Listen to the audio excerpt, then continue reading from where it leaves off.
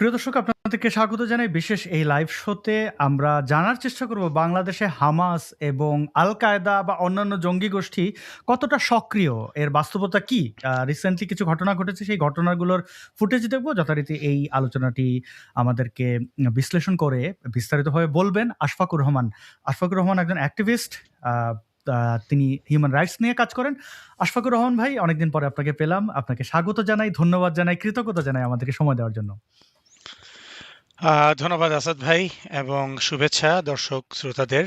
আমরা আজকের বিষয়টা নিয়ে দেখি কিছু অ্যানালাইসিস করব এবং এটা নিয়ে মানুষকে একটু সচেতন করার চেষ্টা করা আর কি। জি, প্রিয় দর্শক, আপনারা এখন একটি ফটোকার্ড দেখতে পাবেন এবং এই ফটোকার্ডটি সম্পর্কে অনেকেই জানেন। কয়েকটা জঙ্গিকে পুলিশ ধরেছে এবং এই জঙ্গিদের ধরার পরে অনেকেই বলেছেন যে না, তারা জঙ্গি না, তারা আসলে জঙ্গিবাদ ইসলামে নাই। এটা অনেক কথা আমরা এই গান শুনতে শুনতে আসলে এত দূরে এসেছি। অর্থাৎ কোনো না কোনো, এরা সহি ইসলাম জানে না, এরা মিস ইন্টারপ্রেট করে। তো এই জঙ্গিগুলো বোমা ফাটিয়ে ভিডিও ধারণ করে ব্যাকগ্রাউন্ডে দিয়েছে আইএস এর সঙ্গীত। এটি বলছে দ্য ডিসেন্ট। এটি হচ্ছে জামাতের একটি অনলাইন প্ল্যাটফর্ম, তারা এটি নিউজ প্ল্যাটফর্মও বলতে পারে। কদরুদ্দিন শিশির নামক একজন গুপ্ত জামাতি সো কল্ড ফ্যাক্ট চেকার আছে, তার এটি প্রতিষ্ঠান। তো সেই প্রতিষ্ঠান পর্যন্ত স্বীকার করতে বাধ্য হয়েছে এই জঙ্গির ব্যাপারে। তো এই জঙ্গিটা কে বা কারা, আমরা চলুন এই ঢাকা স্ট্রিমের এই চমৎকার রিপোর্টটির জন্য তাদেরকে ধন্যবাদ, এবং আমরা চলুন এটি দেখি, বুঝি যে আসলে কি ঘটছে, এবং তারপরে আশফাকুর রহমান ভাইয়ের কাছে মন্তব্য জানতে চাই। আশফাকুর রহমান ভাই, আমরা এই রিপোর্টটি দেখে নিই কেমন। এটি প্রায় 5 মিনিট একটি রিপোর্ট, বাট আমরা জায়গায় জায়গায় থামিয়ে চেষ্টা করবো এটি বোঝার যে আসলে এখানে কি বলা হচ্ছে। তো চলুন শুরু করা যাক। ফাতা কমব্যাট সিস্টেম FCS এর খুলনা ভিত্তিক ফাতা কমব্যাট সিস্টেম FCS এর 6 সদস্যকে গ্রেফতার করেছে ঢাকা মহানগর পুলিশ ডিএমপি। রাজধানী ঢাকার যাত্রাবাড়ি এলাকা থেকে আজ রোববার 5 জুলাই তাদের গ্রেফতার করা হয়। গ্রেফতারকৃতদের মধ্যে রয়েছেন ফাতা কমব্যাট সিস্টেমের প্রধান প্রশিক্ষক শাহ আমানত সাবির নিজেও। পুলিশ জানিয়েছে, গোয়েন্দা তথ্যের ভিত্তিতে উগ্রবাদী সংগঠনের কার্যক্রম পরিচালনার জন্য প্রশিক্ষণ নেওয়ার সময় তাদের আটক করা হয়েছে। ট্রেনিং শেষে পালানোর চেষ্টাকালে যাত্রাবাড়ির কোনাপাড়া বালুর মাঠ অর্থাৎ মিনি কক্সবাজার এলাকা থেকে তাদের গ্রেফতার করা হয়। ডিএমপির মিডিয়া অ্যান্ড পাবলিক রিলেশনস বিভাগের অতিরিক্ত উপকমিশনার নিয়াজ মেহেদি স্ট্রিমকে জানান, আজ রোববার 5 জুলাই আনুমানিক সকাল 6:30টার দিকে যাত্রাবাড়ি থানাধীন মিনি কক্সবাজারে আমিন মোহাম্মদ গ্রুপের পাশের বালুর মাঠ থেকে তাদের আটক করা হয়। পরে ফৌজদারি কার্যবিধির 54 ধারায় গ্রেফতার দেখিয়ে তাদের আদালতে সোপর্দ করে 7 দিনের রিমান্ড চাওয়া হয়। আদালত 3 দিনের রিমান্ড মঞ্জুর করেন। এদিকে উগ্রবাদী সংগঠনের কার্যক্রমের সঙ্গে সম্পৃক্ত থাকার কথা অস্বীকার করেছেন ফাতা কমব্যাট সিস্টেমের সঙ্গে সংশ্লিষ্টরা। ফাতার প্রিয় দর্শক, রিপোর্টের শুরুতে, অর্থাৎ আপনারা যে 1 মিনিট 5 সেকেন্ড দেখলেন, সেখানে কয়েকটি বিষয় স্পষ্ট যে এরা মার্শাল আর্টের নামে হালাল মার্শাল আর্ট শেখে, যেখানে তারা বিশেষ কিছু পরিবর্তন এনেছে। কিন্তু এই আর্টটি শেখার উদ্দেশ্য হচ্ছে জঙ্গিবাদ, এবং যথারীতি ধরা পড়লে তারা উগ্রবাদের সাথে যুক্ত নয় বলে, কারণ তারা জঙ্গিবাদকে উগ্রবাদ মনে করে না, তারা এটি একটি ধর্মের কর্তব্য হিসাবে মনে করে। তারাই সহি মুসলমান, আর বাকি সবাই হচ্ছে নম্র মুসলমান। তারা আসলে মুসলমানের মধ্যেই পড়ে না, কাপুরুষ মুসলমান। তারাই একমাত্র বীর পুরুষ, এবং ধরা পড়লে বীর পুরুষরা তাকিয়াবাজি করে আর কি। ফাতারের ঢাকা ও খুলনা শাখা এবং শাহ আমানত সাবিরের ভাই রাহিদের ফোন নম্বরে যোগাযোগ করলেও কেউ ফোন রিসিভ করেননি। যশোর শাখায় যোগাযোগ করলে বলা হয়, গ্রেফতারের খবর ছাড়া এ ব্যাপারে তারা বিশেষ কিছুই জানেন না। অন্যদিকে যশোরের সিদ্ধিপাশা শাখার দায়িত্বশীল আবদুল্লাহ আল মামুন স্ট্রিমকে জানিয়েছেন, ফাতা কমব্যাট সিস্টেমের সঙ্গে উগ্রবাদের কোনো সম্পর্ক নেই। তিনি বলেন, শাহ আমানত সাবির ভাই শনিবার ভোরের আগে রমনা পার্কে যান প্রশিক্ষণ দিতে। সেখানে গিয়ে আগে থেকে থাকা রমনা থানার 2 গাড়ি পুলিশকে পান। পুলিশ ফাতা থেকে আসার কথা জানতে পেরে প্রশিক্ষণ করতে দেওয়া হবে না বলে জানায়। পরে সেখান থেকে তিনি বাইতুল মোকাররম চলে যান। লিগ্যাল রেস্ট্রিকশনের কারণে, ফর্মাল রেস্ট্রিকশনের কারণে আমাদের প্রোগ্রামটা করা হচ্ছে না। এইটা জঙ্গিদের ওস্তাদ, অন্যতম প্রধান, যে কিনা বোমা এবং আল কায়দার স্লোগান ব্যবহার করেছে। বাকি আমরা এখন বাইতুল মোকাররমের সামনে আছি, আপনারা এখানে আসতে পারেন। তো আমরা পরবর্তীতে প্রোগ্রামটা কোথায় কি করতে পারি সেই বিষয়ে এখানে মাসোয়ারা করবো ইনশাআল্লাহ। সুতরাং যারা রমনা পার্কের উদ্দেশ্যে রওনা হয়ে এসেছেন তারা এখানে আসবেন ইনশাআল্লাহ, আমরা মাসোয়ারা করে বের হয়ে যাব। প্রশিক্ষণ নিতে আসাদের সঙ্গে পরামর্শ করে কোনাপাড়া বালুর মাঠে চলে যান। ওখানে সেদিন ট্রেনিং হয়। সেখানে প্রায় 18 জনের মতো সাথী ছিলেন। সন্ধ্যার দিকে সাবির ভাই বিবৃতিতে জানান, আগামীকালও ওখানেই ট্রেনিং হবে। আজ ভোরে ভাই যাওয়ার আগেই প্রশিক্ষণার্থীদের 2 জনকে পুলিশ ধরে নিয়ে যায়। বিষয়টি জানার জন্য খুলনা থেকে যাওয়া ভাই সহ আরেকজন যাত্রাবাড়ি থানায় যান। সন্ধ্যা পর্যন্ত জানতে পারি আরও 2 জন সহ মোট 6 জনকে গ্রেফতার করা হয়েছে। ভাই তাদের কেন ধরা হলো সেই বিষয়ে জানার জন্য এবং তাদের জানানোর জন্য হলো ভাই যাত্রাবাড়ি থানায় গেছে। যার পরে ভাইকেও তারা গ্রেফতার করছে। তার সঙ্গে আরেকজন ছিল তামিম ভাই, সেও খুলনা থেকে তার সাথে গেছে। তাদের দুজনকেই ভাই পুলিশে গ্রেফতার করছে। আগে 2 জন, পরে ভাইয়ের সাথে ভাই এবং তামিম 2 জন, মোট 4 জন। পরবর্তীতে আমি জানতে পারলাম সন্ধ্যা পর্যন্ত যে পরে আরো 2 জন কোন একভাবে গ্রেফতার হয়েছে। এখন সেই 2 জন কিভাবে গ্রেফতার হয়েছে তা জানি না। তারা এখান থেকে দেখতে গেছিল নাকি অন্য কোথাও থেকে নিয়েছে তা জানি না।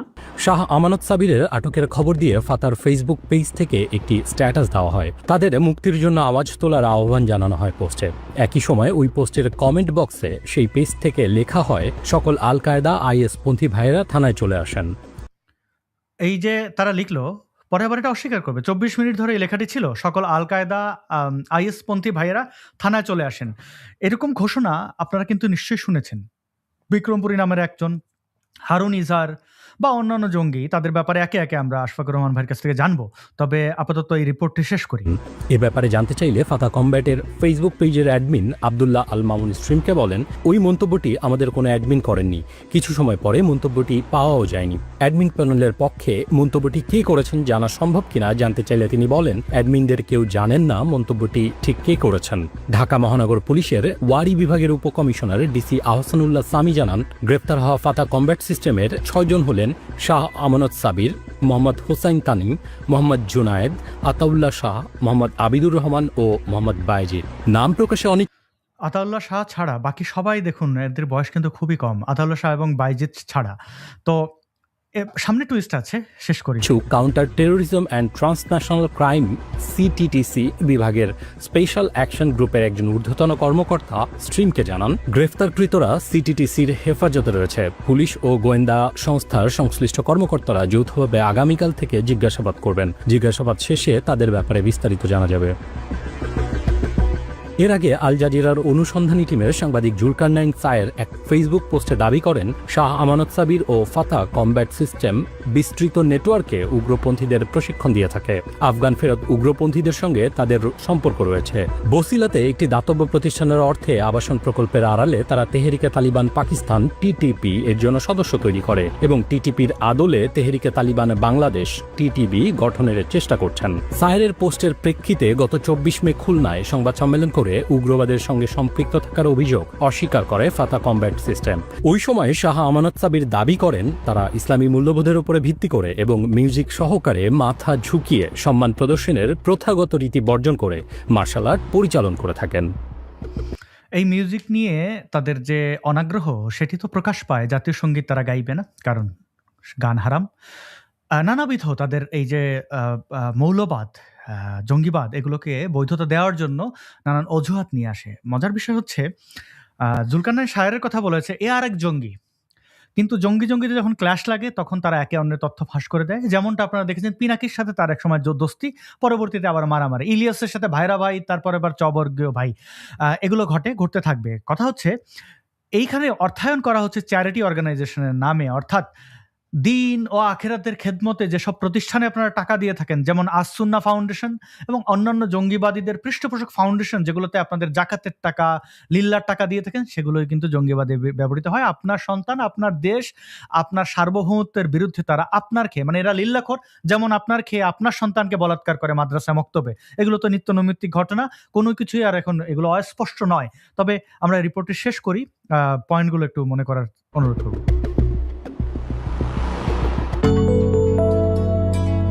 ঢাকা স্ট্রিমকে ধন্যবাদ এরকম একটি রিপোর্টের জন্য। আমরা ফিরে যাই, আশফাকুর রহমান ভাই, আপনি কি দেখলেন এই যে জঙ্গিবাদের যে পন্থা? আমরা যদি আর একটু দেখি, এই যে এই ফটোকার্ডটি যেখানে বোমা টোমা সহ তাকে দেখা যাচ্ছে, তো এটার কি দাঁড়ায়? আমরা দেখলাম ইসরায়েলের একজন ডিপ্লোম্যাট, তিনি বললেন যে বাংলাদেশে হামাসের উপস্থিতি রয়েছে। অপরদিকে হামাস ক্ষমতা ছেড়ে আমেরিকার হাতে তুলে দিয়েছে। আমেরিকা মানে ইসরায়েল, ইসরায়েল মানে আমেরিকা আমরা জানি। মানে তারা সারেন্ডার করেছে প্রায় ২ যুগ পরে তারা ওইখান থেকে পালাতে বাধ্য হলো হামাস। তো এই জঙ্গিগুলো কি বিশ্বের বিভিন্ন জায়গায় ছড়িয়ে যাবে? বাংলাদেশে কি আরেকটা হামাস তৈরি করে বাংলাদেশের মানচিত্র আমেরিকা নিয়ে নেবে? মানে ওই যে চোর পুলিশ খেলা কি খেলা চলছে আপনার মনে হয়? আচ্ছা আসাদ ভাই, আপনি আমাকে খুব জটিল একটা পরিস্থিতিকে অনেক কিছুকে একসাথে জিজ্ঞেস করছেন। বিষয়টা যে আসলে আমি এক কথায় বলে দিব বিষয়টা এরকম না। এখানে না। মাল্টিপল লেয়ার আছে।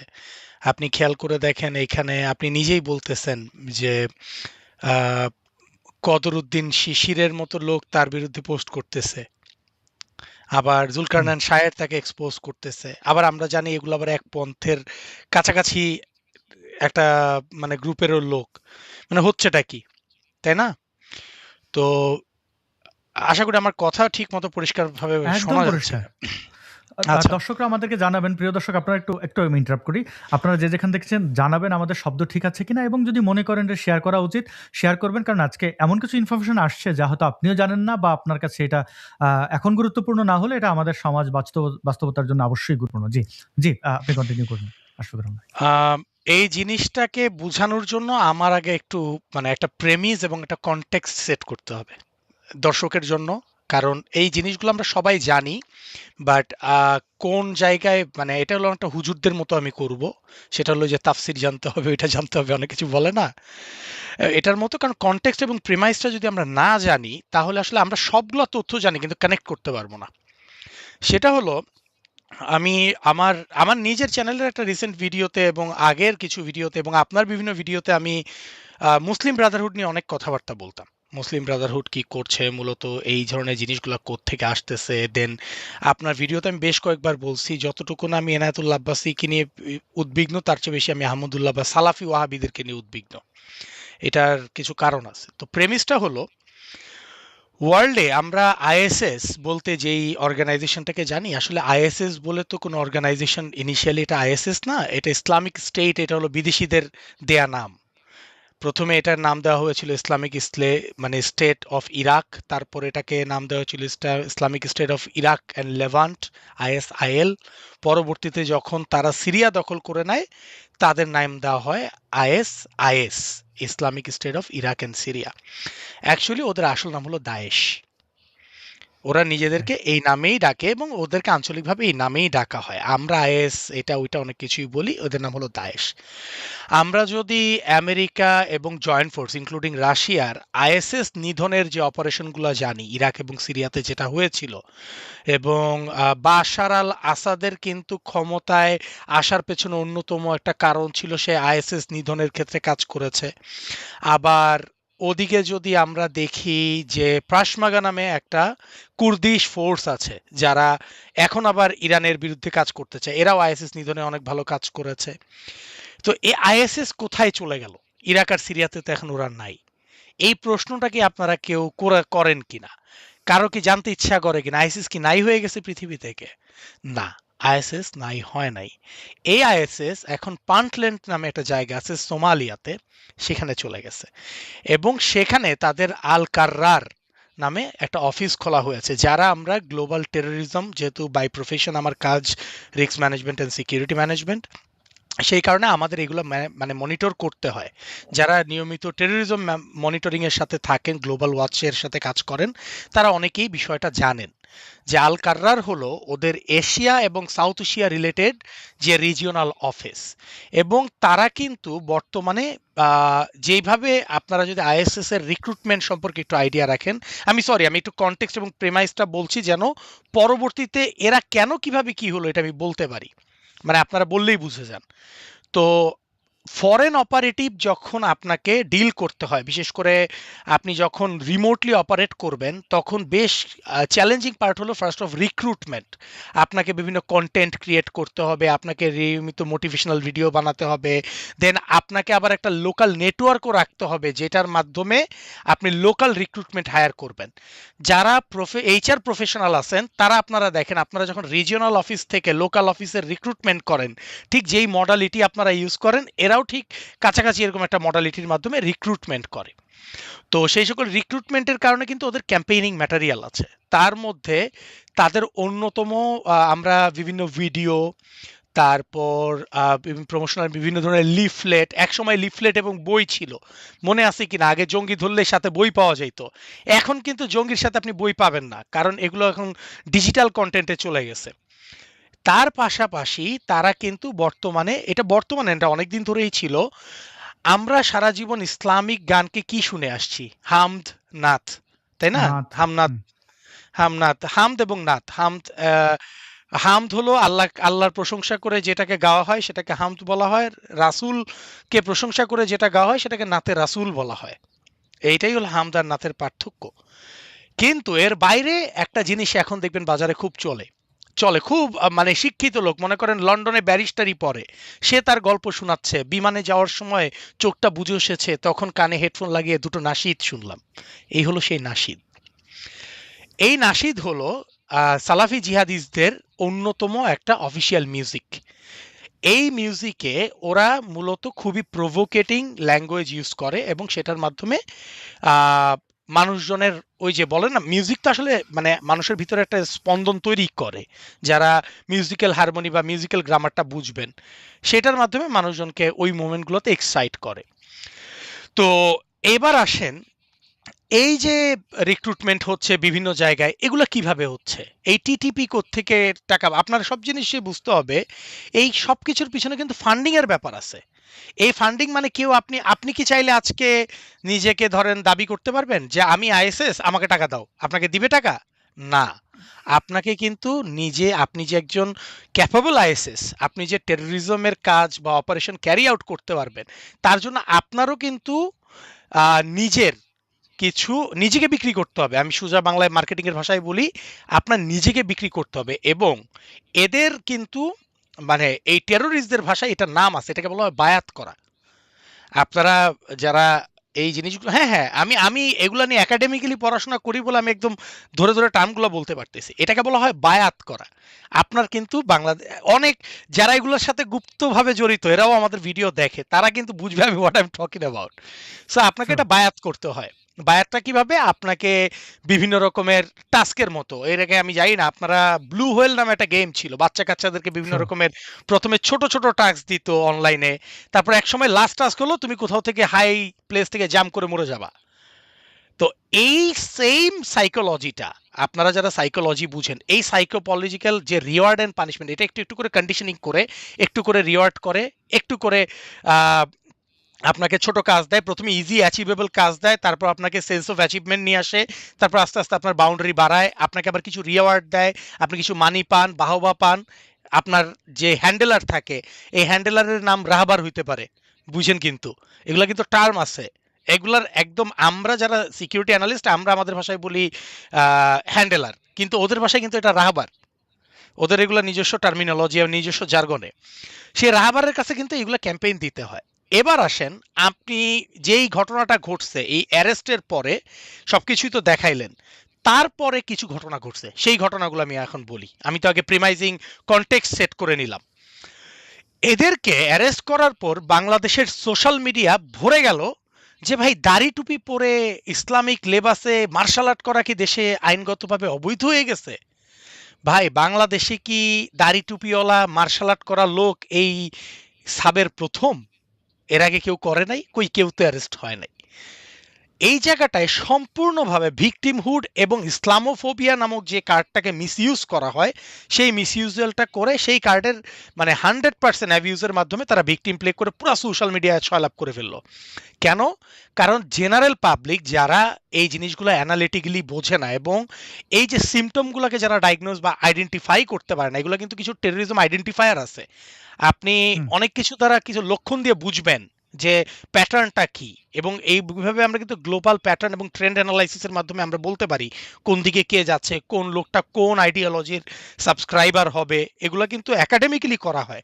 দিজ আর নট মানে ওই যে প্রিজুডিস ফাত্রা মন্তব্য, দাড়ি টুপি দেখলেই জামাত শিবির। আমি সব দাড়ি টুপিওয়ালাকে জামাত শিবির মনে করি না।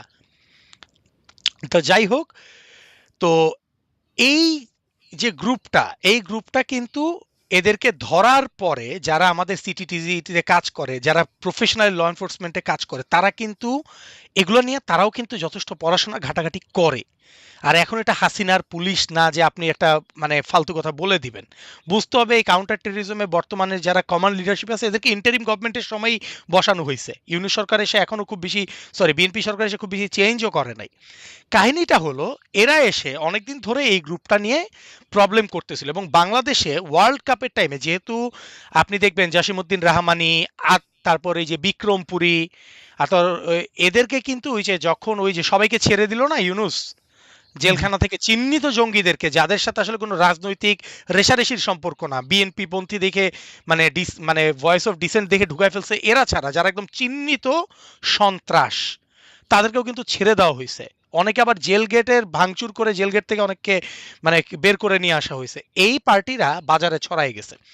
তারা কিন্তু অনেক দিন ধরেই এই চরমপন্থী আইডিওলজিটাকে মেইন স্ট্রিম করার চেষ্টা করতেছে। বাংলাদেশে জঙ্গিবাদ ছিল, বাংলাদেশে কিন্তু এখনো জঙ্গিবাদ মেইন স্ট্রিম না। আমি বুকে হাত দিয়ে বলতে পারি এক্সট্রিম সালাফি জিহাদিজম যে আইডিওলজি সেই আইডিওলজিটাকে বাংলাদেশের আমার মনে হয়, I don't have a proper statistics, but আমার মনে হয় মোর দেন 50% মুসলমানও এখনো সাবস্ক্রাইব করতে রাজি হবে না। তারা সামনে চলে আসলে, কারণ মুসলমানরাও এটা অনেকটা ওই যে দেখবেন ইরানের অনেক মানুষ দেখেন না আইআরজিসিকে পছন্দ করে না, তো ওরকম বাংলাদেশের মেইন কোর্সে মেইন স্ট্রিমে তারা কিন্তু এখনো জিনিসটাকে নর্মালাইজ করে নাই। তো ওরা বিভিন্নভাবে ক্যাম্পেইন বলেন বিভিন্ন কিছুর মাধ্যমে মানুষজনকে অ্যান্টাগোনাইজ করা, পোলারাইজ করা, সফট মেসেজের মাধ্যমে তাদেরকে মানে জিনিসটাকে মেইন স্ট্রিমে নিয়ে আসার চেষ্টা করতেছিল। এর মধ্যে এই যে সালাফিদের কিন্তু ৩ রকমের গ্রুপ আছে। এটার কোনো একাডেমিক ডিসকাশন, এটা হলো আমার অবজারভেশন। আমি এদেরকে ৩ রকমের গ্রুপে ভাগ করি। এদের মধ্যে একটা গ্রুপ হলো তারা অনেকটা স্লিপিং বা ল্যাটেন অবস্থায় থাকে। তারা ওপেনলি এসে আপনার সাথে সালাফি করবে না। তারা তাদেরকে আপনি চিনবেন সার্কিটের ভিতরে দিনী ভাই হিসাবে। তারা হুম, একে অপরের ভাই না, দিনী ভাই। দ্যার ইজ আ টার্ম তাদের দিনী সার্কিটের ভাই। ভিতরে হ্যাঁ ইউজ হবে। এরা একে অপরের দিনী ভাই। মানে সব মুসলমানকে কিন্তু তারা দিনী ভাই বলে সম্বোধন করবে না। মনে করেন আপনিও একজন মুসলমান বাট আপনি ওই গ্রুপের পার্ট না, আপনাকে কিন্তু দিনী ভাই বলবে না, আপনাকে ভাইই বলবে। তো এটা হলো একটা গ্রুপ। তার পাশাপাশি সমাজে সফট মেসেজিং এর মাধ্যমে এবং এগুলার পিছনে সবকিছুর পিছনে কিন্তু টাকা লাগে, ফাইন্যান্সিয়াল বিষয়গুলোকে ডিল করা এবং আপনাকে সফট নলেজিং এর মাধ্যমে আপনাকে ইন ফেভারে নিয়ে আসা, এটাকে বলা হয়। দেখবেন ওই যে কয়েকদিন পর পর এনসিপির ছেলে পেলে বলে ওই যে স্বৈরাচারের পক্ষে মতামত উৎপাদন করছে, এই কথাটা হুম, শুনছেন তো? এইটা ন্যারেটিভ তৈরি কিন্তু করা, হ্যাঁ। ন্যারেটিভ তৈরি করা, এটা কিন্তু অ্যাকচুয়ালি একটা থিং। এটা আসলে করছে কি করছে না সেটা ভিন্ন আলোচনা, বাট এটা করা যায়। এরা হলো সেই যে মানে জিনিসটা যে চরম পন্থাটা আসবে সেটার পক্ষে সফটলি মতামত উৎপাদন করে। এই গ্রুপের মধ্যে হলো আহমদুল্লাহ, রাজ্জাক বিন ইউসুফ, আজাহারি, এই এই যে গ্রুপটাকে আপনারা দেখতেছেন। এরপর ওই যে হুম, হারুন এজাহার, এই টাইপের লোকরা। এরপরে আরেকটা হলো এদের মিলিটেন্ট গ্রুপ। এটার কিন্তু ওই যে বললাম না, একটা হলো মাস পিপল, একটা হলো ইকোনমিক মানে পলিটিকো ইকোনমিক একটা গ্রুপ যারা হলো আহমদুল্লাহ এরা। আরেকটা গ্রুপ হলো একদম মিলিটেন্ট কমবেট গ্রুপ, যারা হলো একদম ফ্রন্ট লাইনে জান দিয়ে দিবে, জিহাদ করবে। যেমন আহমদুল্লাহ, রাজ্জাক বিন ইউসুফ কোনোদিন মানে হাজার দুনিয়া উল্টে গেল তারা কারো জীবন নিবে না, মানে তারা একটা গুলি করে কাউরে কিছু মারবে না, কিন্তু তারা রেডি করবে মারার জন্য। আরেকটা গ্রুপ হলো এই ছেলেগুলোর মতো ছেলেরা যারা প্রপারলি মানে একদম চরমপন্থায় যাবে এবং তারা মানে বিভিন্নভাবে ফান্ডিং এর উদ্ধার করবে। তো এই ছেলেটাকে যখন অ্যারেস্ট করা হয় পরবর্তীতে কিন্তু এই ছেলেটার জুলকারনাইন শায়ের আরও কিছু ভিডিও শেয়ার করে, যদিও এই ভিডিওটা জুলকারনাইন শায়েরের উদ্ধার করা না। আমি নাম বলবো না, কিন্তু যেহেতু আমারও কিছু ব্যক্তিগত সোর্স এবং পরিচিত লোকজন আছে, সেই সোর্সের মাধ্যমে জানাই যে তাকে অ্যারেস্ট করার পর সিটিটিসির হাতে তাদের তো মোবাইল টোবাইল এগুলো অ্যাপ্রিহেন্ডেড করা হয়েছে। সেই সকল মোবাইল থেকে কিন্তু অনেক তথ্য বেরোয়েছে। তার মধ্যে একটা ঝলক জুলকারনাইন শায়েরের, যেহেতু ল এনফোর্সমেন্ট এবং পুলিশ এবং এগুলোর ভিতরে অনেক দিন ধরে কাজ করার কারণে একটা নেটওয়ার্ক আছে, একটা ভিডিও তার কাছে যায় এবং সেটা লিক করে দেয়। এবং তার এই লিক করাটার কারণটাও আমি বুঝতেছি, কারণ তারা অ্যারেস্ট হওয়ার পরে এই যে ওই যে বললাম না গুপ্ত এবং ল্যাটেন্ট পন্থী যারা অনলাইনে থেকে যায় তারা কিন্তু তাদের পক্ষে প্রচুর মতামত উৎপাদন শুরু করে দিছিল, একদম হুম, পড়া ভিকটিম কার্ড খেলে। এতে মনে করেন খুব সাধারণ মানুষ যারা সরাসরি জঙ্গিবাদে বিশ্বাস করে না, জেনারেল মুসলমান, তারাও ভাবতেছে হায় রে, দাড়ি টুপির কারণে ধরে ফেলতেছে, আমারও ধরে ফেলবে, মানে এরকম একটা অবস্থা। তো জুলকারনাইন শাহের এইটাকে কমব্যাট করার জন্য সেই ভিডিওটা শেয়ার করে। এবার সেই ভিডিওটা একটা কি এভিডেন্স, এবং যেহেতু এটা অফিসিয়াল চ্যানেলের থ্রুতে আমরা ভিডিওটা আমি সম্পূর্ণভাবে দেখেছি, যেহেতু এই ভিডিওটা আমাদেরকে কালেক্ট করা হয় না কোনো অফিসিয়াল থ্রুতে, সো এই ভিডিওটা আমরা আমাদের চ্যানেলে আজকে শো করব না, বাট আমি এই ভিডিওটা একটু দর্শকের উদ্দেশ্যে ন্যারেট করতে চাই। সরি আসাদ ভাই, আমি একটু বোধহয় টাইম নিয়ে কথা বলতেছি। কোনো অসুবিধা নেই, টেক ইউর টাইম। ওকে, এই ভিডিওতে আমি একদম মানে যেহেতু এটা একটা ভিডিও, আমি কি সো দেখাবো আমি ওই ভিডিওটা? আমি কি ওই ভিডিওটা না দেখাবো? না আসাদ ভাই, আমি রিকমেন্ড ওকে। করব না ভিডিওটা দেখার, কারণ it's an evidence in an active investigation. So আমরা ওটাকে ইনভেস্টিগেশনের এভিডেন্স টেম্পারিং বলে, আমি খুব প্রফেশনালি জিনিসটাকে দেখি। সমস্যা নাই, দর্শকদের জন্য আমি খুব সুন্দরভাবে ভিডিওর পুরা জিনিসটা আমি লিখে রাখছি, আমি ওখান থেকে বলে শোনাবো যেন দর্শক একদম কনটেক্সটটা বুঝে। তো তবে মূলত ওই সময়কার ওই চেহারাটা দেখাই ওই মালটার। না, ওই হ্যাঁ ওই আমি চেহারাটা দেখাইতে পারেন একদম লাস্ট, আপনি ওই যে হাতে দাও নিয়ে এবং ওই ওই চেহারা ওই ছবিটা দেখান। বাট আমি টোটাল দর্শকদের জন্য বলি, এটা একটা 2 মিনিট 23 সেকেন্ডের একটা ভিডিওটা আমি নিজ দায়িত্বে দেখেছি, এবং আমি দায়িত্বের সাথে এই ভিডিওতে আমি কি দেখেছি সেটা বলতেছি। এটা হলো একটা গভীর রাত, চারদিকে মনে করেন একদম ঘুটঘুটে অন্ধকার, আপনার একটা গ্রামীণ নির্জন রাস্তা। ওরা তো খুলনা, চাঁদপুর এইসব এরিয়াতে থাকে, কোন এরিয়া এক্স্যাক্টলি আমি জানি না, বাট গ্রামীণ রাস্তা। তো সেই অন্ধকারের মধ্যে ভিডিওর শুরুতে দেখা যায় প্রথমে একজন লোক একটা পাকা রাস্তায়, ওই যে গ্রামীণ যে আরসিসি দেওয়া রাস্তা থাকে ওরকম একটা রাস্তার মধ্যে কোনো কিছুতে একটা স্পার্ক দিয়ে আগুন জ্বালানোর চেষ্টা করতেছে। তো কিছুক্ষণ পরে একটু করে স্পার্কের, ওই যে গ্রামে আমরা যে আতশবাজি দেখি এই টাইপের একটা মানে চিলতিতে আগুন ধরাইলে যেরকম হয় শুলতির আগুনের মতো একটা আগুন দেখা গেল। স্পার্কটা বাড়তেছে একটু পরে হঠাৎ করে বিশাল বড় একটা ব্লাস্ট হয়। মানে এটা ওই এনসিপির সমাবেশে সাভারে যে পটকা ফুটছে ওরকম না, মোটামুটি সরি আসলে কিছু একটা বেজে গেল বোধহয়। না না না, যাই আই সরি, মানে না হ্যাঁ, ইটস হ্যাঁ, ওকে, এইখান থেকে ওই হ্যাঁ আলকাদা তো বাজতেছিল আর কি। না আমি ওটাতে আসতেছি, আমি এই গানের নামও জানি, এই যারা এটা নিয়ে কাজ করে তারা এইসব গানের নাম জানে, আমি বলবো গানের নাম কি। তো এই আমি এটা পরে রিভার্স সার্চ করে এই নাসিরটা আমি বেরও করছি, নাসিরটা আছে আমার কাছে, নাসিদের ট্রান্সলেশনও আছে আমার কাছে। যাই হোক, তো পরবর্তীতে আমি সেই ভিডিওতে যেটা দেখলাম একটা বোমার মতো ফাটে, তা এটা বেশ মানে ব্রাইট করে মোটামুটি একটা লার্জার স্কেলে ফাটে, তারপরে কিন্তু আরো দুইটা সেম বোমা ফাটে। তখন ব্যাকগ্রাউন্ডে এই সুন্দর একটা নাশিদ বাজে, এই নাশিদটার নাম হলো মাউকিবিন নুরি দায়ানা, মাউকিবুন নুরি দায়ানা এই নাসিদটার নাম। তো এই নাসিদটা বাজতেছে, এই নাসিদে বলা আছে যে কি করতেছো তোমরা যুব সমাজ, আবার আমাদের সেই যুগ ফিরে আসবে, এই কাফিরের দুনিয়াতে আমরা থাকবো না, আমরা আবার এই জায়গায় এটা করব, এই টাইপের গান। এটা একদম চাইলে দর্শককে লিরিক্স দিতে পারি আমি, সমস্যা নাই, আপনারা এটা দিয়ে রিমিক্সও বানাইতে পারেন। বাট এগুলো আইএসএস এর অফিসিয়াল ওয়েবসাইটে যাদের এক্সেস আছে, যারা টেরোরিজম ওয়াচ নিয়ে কাজ করে, তাদের কিছু জায়গা থেকে আছে, যেমন সাইট, টেরোরিজমের একটা ওয়ান অফ দ্য সোর্স হলো সাইটে সাবস্ক্রিপশন নেওয়া লাগে, ওখানে এগুলো পাওয়া যায়। তো ওখান থেকে আমার দেখা, তো এই ব্যাকগ্রাউন্ডে এই মিউজিকটা চলতেছে, এবং ভিডিওর শেষে সেই আমাদের প্রাণপ্রিয় ভিকটিম শাহামানত সাবির সামনে চলে আসে, তার মাথায় একটা, এই যে ছবিটা আমাদের আসাদ ভাই দেখাচ্ছেন, এই ভদ্রলোক মাথার মধ্যে সাদা কালো একটা প্রপার আইএসএস টাইপের পাগড়ি, তাদের কিন্তু টুপিতে শেষ হয় না, তাদের পাগড়িটা ইম্পর্টেন্ট, তারা হাতের মধ্যমা উঠায়া বা হাতে থেকে লম্বা ধারালো দিয়ে সে একটা স্টেটমেন্ট দেয়, সেই স্টেটমেন্টটা আমি একদম কোট করি, এটা যেহেতু তার কথা। হে কুফাররা, তোমরা জেনে রাখো দ্রুতই আমরা তোমাদের উপর বজ্রের মতো আঘাত হানার প্রস্তুতি নিচ্ছি, ইউনুস তুইও তৈরি থাক, দেখা হবে ইনশাআল্লাহ। এই হলো তার এই ভিডিওটার বর্ণনা। ভিডিওটা আমরা প্লে করলাম না, একটু কষ্ট করে ব্যাক করে বললাম, কারণ হলো আমি চাই না একটা মানে এভিডেন্সের নষ্ট, মানে ইন্টিগ্রিটি নষ্ট হোক। বাট এই হলো মূলত এই ভিডিওটার কাজ, যদিও ভিডিওটা অনেক মানুষ দেখে ফেলছে, বাট আমি দেখাইতে আগ্রহী না।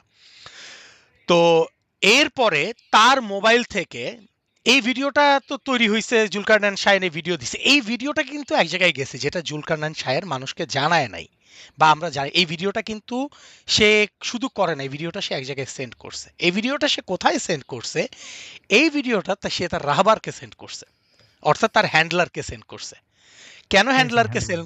আচ্ছা, এই হ্যান্ডলার এক্স্যাক্টলি কে, কারণ যেহেতু ওরা ছদ্মনামে অপারেট করে, সেই জিনিসটা এক্স্যাক্টলি এখনো আমিও কনফার্মলি জানি নাই, বা এই জিনিসটা এখনো ওইভাবে এটা নিয়ে কাজ চলতেছে। বাট যার কাছে সেন্ড করছে তার কাছে মূলত এটা বায়াতের জন্য সেন্ড করছে। আমি ওই যে আজকে বললাম না বায়াত করা, এটা হলো বায়াত হিসাবে সেন্ড করছে। ইট ওয়াজ এন মানে audition. It was an audition for what? Audition for getting more funding. এবং খেয়াল করে দেখেন, সে খুব লার্জার স্কেলে, আপনারা জিনিস চিন্তা করেন তো, আপনি এরকম একটা মার্শাল আর্ট শিখাবেন বাংলাদেশে। এক সময় আমি তো ওই যে জেন্ডার বেস ভায়োলেন্স এবং সিকিউরিটি নিয়ে কাজ করতে গিয়ে, জেন্ডার সিকিউরিটি নিয়ে কাজ করতে গিয়ে আমি বাংলাদেশের, আমি আজকে মানে প্রসঙ্গ বা কারণবশতই প্রতিষ্ঠানের নাম বলতেছি না, আমি হুম। বাংলাদেশের ওয়ান অফ দ্য বিগেস্ট এনজিওতে আমার কাজ করার সময় তখন আমরা একটা প্রোগ্রাম ক্যাম্পেইন রান করতে চাইছিলাম। সেটা হলো নারীদেরকে ফ্রিতে সেলফ ডিফেন্স বা মার্শাল আর্ট শিখাইতে চাইছিলাম। যেহেতু বাংলাদেশে উইমেন সেফটি একটা বিগ কনসার্ন, ওই সময় আমরা রাত্রেবেলা বিভিন্ন জায়গায় মেয়েদের রেপ টেপ হওয়া এই ঘটনাগুলোর কারণে নারীদেরকে আমরা মার্শাল আর্ট শিখাতে চাইছিলাম। ওই জিনিসটা শিখা থেকে আমরা টের পাইছি যে জিনিসটা দেখলে মনে হয় খুব easy, but it's a highly expensive একটা প্রোগ্রাম। এই যে ছেলেপেলেগুলা করতেছে, ভিডিওতে আসতেছে, বিভিন্ন পার্কে যাচ্ছে, এতগুলা লোককে মোবিলাইজ করতেছে, ওদেরকে কিন্তু চা পানি খাওয়ানো হচ্ছে। এই টাকাটা কোত্থেকে আসতেছে? তো এই জিনিসগুলাকে ও যে আরো বিগার স্কেলে করবে, এই যে ভিডিওগুলা, এই ভিডিওগুলা সহ আপনাকে ফেসবুকে ওরা দেখাচ্ছে মার্শাল আর্ট, বাট এগুলাকে কিন্তু ওরা কম্পাইল করে আমাদের সাথী ভাই, দিনী ভাই, এতজন সাথী ভাই রেডি হয়েছে। এই ভিডিওগুলো কিন্তু ঠিকই তার পান্টল্যান্ডে পাঠানো হয়েছে। পান্টল্যান্ড হলো সোমালিয়ার একটা জায়গায়। রাবারের রিয়েল নেম আমরা জানি না, এটা জানলে আমি জানাবো, এখনো যেহেতু জানি না, বাট এটা পান্টল্যান্ডে গেছে। এটা হলো মানে আল কার্রারের কাছে গেছে। আল কার্রার হলো মোটামুটি আমাদের সাউথ এশিয়ান আইএসএস এর যে ডেস্কটা, সেখানে পাঠানো হয়েছে। কেন পাঠানো হয়েছে? ইটস এন অডিশন, এখান থেকে আরো ফান্ডিং আসবে। এই যে কালেমার পতাকার ক্যাম্পেইন চলতেছে, এই ক্যাম্পেইনটা কিন্তু অযথা চলতেছে না। আপনি একটা জিনিস খেয়াল করে দেখেন তো, বাংলাদেশের ব্রিজে, রাস্তা ঘাটে কালেমার পতাকা লাগাইলে এটা কিভাবে এই দেশে মানে শরিয়া প্রতিষ্ঠা হয়? মানে খুব অবজেক্টিভলি চিন্তা করেন, বা ইসলাম প্রতিষ্ঠা কি মানে জায়গায় জায়গায় রাস্তার পতাকা উঠাই দিলে কি ইসলাম প্রতিষ্ঠা হয়, নাকি বাংলাদেশের পতাকা চেঞ্জ করে ওই পতাকা বানাই ফেললে ইসলাম বরং বুঝবো যে খলিফা প্রতিষ্ঠা হয়েছে? বরং এই এই পতাকাগুলো তো ছিঁড়বে, মানুষের পায়ের তলায় পড়বে। তো এটা তো মানে না, ওই আবারও বুঝতে হবে, এরা কিন্তু স্পিরিচুয়ালি ইসলাম চর্চা করে না। এবং আপনাকে কে বলছে যে এই পতাকা মানুষজন ছিঁড়ে পায়ে পেশলে ওদের কোনো সমস্যা? এটা তো ওদের লাভ। কেন এটাকে আবার পলিটিসাইজ করবে? তো এই মনে করেন যখন পতাকা পরে থাকবে, সেই ছিঁড়া পতাকার নামে ধরেন দীপুচন্দ্র দাসের মতো, আমার মতো এক বোকাচন্দ্র দাসকে মনে করেন টার্গেট করবে, করে বলবে মেরে ফেলছে। এবার আসেন আপনাদেরকে শোনাই আমাদের এই ভদ্রলোক, আমাদের এই ভাইয়ের আরো কাহিনী। তো তাকে ইন্টারোগেশনের একটা পর্যায়ে জিজ্ঞেস করা হয় যে তুমি আগে কি কি করতা। পুলিশের কিন্তু এটা রুটিন কাজ, যাকে অ্যারেস্ট করা হয় তার ব্যাকগ্রাউন্ড চেক করা। ব্যাকগ্রাউন্ড চেক করে পাওয়া গেল এই ভদ্রলোক আমাদের এই মার্শাল আর্ট কম্বেটেন্ট ইসলামিক ভাই, যে নাশিদ বাজায় বাজায় মানুষকে মার্শাল আর্ট শিখায়, সে ভাই একসময় নিয়মিত ডাকাতি করতো। মানে এটা কি এবার সুন্নত? আসেন, এক্স্যাক্টলি, এটা সুন্নত, এটা সুন্নত। Let me explain, Okay. let not actually explain, let me tell you how he explained. তাকে যখন জিজ্ঞেস করা হলো যে তুমি কাকে কাকে কিভাবে ডাকাতি করছো, তখন সে বলছে আমি ডাকাতি করছি এই কথা বলে, সে বলতো আমি আগে সারিয়া করতাম। এখন আসাদ ভাই আপনি আমাকে জিজ্ঞেস করেন সারিয়া কি? সারিয়া কি? আচ্ছা, সারিয়া হলো ইসলামিক ভাবে, ইসলাম সম্মত উপায়ে ডাকাতি করাকে সারিয়া বলা হয়। আপনি যেই কারণে ইসলামের নবী মোহাম্মদকে মাঝে মধ্যে মরুর ডাকাত বলেন না, ঘটনাটা আপনিও জানেন। এই মরুর ডাকাত কেন বলতেন? সে যে আগে মানে সে এবং তার সাহাবীরা যে বিভিন্ন ধরনের বাণিজ্যিক কাফেলা ডাকাতি করত, সেই কাফেলাটার এই যে ইসলামিক এক টার্ম, ওদের নিজস্ব টেকনিক্যাল টার্মে এটাকে সারিয়া করা বলে। ঠিক আছে? তো সে বলছে আমি সারিয়া করছি। সারিয়ার সম্পর্কে যখন তাকে জিজ্ঞেস করা হয় এটাকে সারিয়া করছি এটা কি জিনিস, কারণ সবাই তো আর এই টার্মে কথা বলে না। সারিয়া সে বুঝাইলো যে ইসলামে এই জিনিসটা জায়েজ, যদি আপনি দিনের পথে লেগে থাকেন, তখন দিনের প্রয়োজনে আপনি চাইলে যারা দিন ঠিকমতো মানতেছে না, কাফির বা সেমি কাফের বা মুশরিক, তাদের সম্পদ লুটপাট করা যাবে। এটা হলো যুদ্ধে জিতা গনিমতের মাল না, কিন্তু এটাকে বলা হয় সারিয়া করে সম্পদ কালেক্ট করা। তো এটা নিয়ে এটাকে আবার সুগার কোট করার জন্য ওই যে আমি বললাম না, ওই যে আহমদুল্লাহ টাইপের যে লোকরা আছে, এখানে তো আবার 3টা গ্রুপ আছে, আমি আবারও বলতেছি এই 3টা গ্রুপ কিন্তু একে অপরের সাথে কানেক্টেড। এই 3টা গ্রুপের মধ্যে তখন একটা গ্রুপ আবার সারিয়া কনসেপ্টটা উঠাই ফেলবে না, কারণ এই কনসেপ্টটাকে রাখতে হবে, একসময় ওদের লাগবে। তো এটাকে একটু সফট করছে, তখন বুঝাইলো যে সারিয়া তো করবে হলো খুব অভাবে থাকলে, ইসলামের যারা শত্রু সরাসরি ইসলামকে আক্রমণ করে সেই সকল লোক থেকে, অপর মুসলমান থেকে সারিয়া করা যায় না। প্রথম কথা হলো কারো কাছ থেকে ডাকাতি করা যাইতে পারে না। সে যদি একটা ডাকাত হয়, ডাকাতের সম্পদ ডাকাতি করাও কিন্তু আইনগতভাবে অপরাধ, কিন্তু তাদের এই পদ্ধতি বলে না। এখন দেখেন, তখন যখন সারিয়া নিয়ে ধরা হলো, তারপর সে আবার ব্যাখ্যা দিল আমি এক হিন্দুর কাছ থেকে সারিয়া করছি, সুতরাং সে হিন্দু, সে নন মুসলিম, তার সম্পদ আমার অধিকার আমার ভোগ করার, তার অনেক টাকা পয়সা আছে, তার কাছ থেকে সারিয়া করছি। সে এক অটো রিক্সা ড্রাইভারের অটো রিক্সা ডাকাতি করে নিয়ে ফেলছে, এটাকে তারা সারিয়া বলে, বুঝছেন? তো এই হলো আমাদের ভাইজান সারিয়া করতেছেন। এবং প্রবলেমটা কোথায়? এই আইডিওলজিটা বাংলাদেশে এখন হাজার হাজার মানুষ এই সকল আইডিওলজিতে মানে একদম খুব স্ট্রংলি ওরিয়েন্টেড হয়ে গেছে। তারা এই আইডিওলজিটা বাচ্চা কাচ্চা থেকে শুরু করে খুব ইয়াং অ্যাডাল্টদের ভিতরে ঢুকে গেছে। আমি সেই দিন মোটামুটি বাংলাদেশের যে পাবলিক মিডিয়াতে কি পরিমাণ নাশিদ আছে, আমি এগুলো নিয়ে একটু কাজ করতেছিলাম এবং সেগুলোর লিরিক্সগুলোকে একটু অ্যানালাইসিস করছি। প্রবলেম হলো এই লিরিক্সগুলো তো আসলে ইউটিউব তো কপিরাইট ছাড়া অন্য কিছু আসলে দেখে না। এখন ইউটিউবে এসে এই সকল নাশিদ আবার একটা খুব নিশ সোসাইটিতে চলে, আমি জেনারেল নাশিদ দেখি না, বা এটা জুলকারনাইনের পোস্ট না। তো এগুলো মেইন ডিসকোর্সে যেহেতু আসে না, তার মধ্যে আবার প্রাইভেট প্লে লিস্টে অনেক নাশিদ থেকে যায়।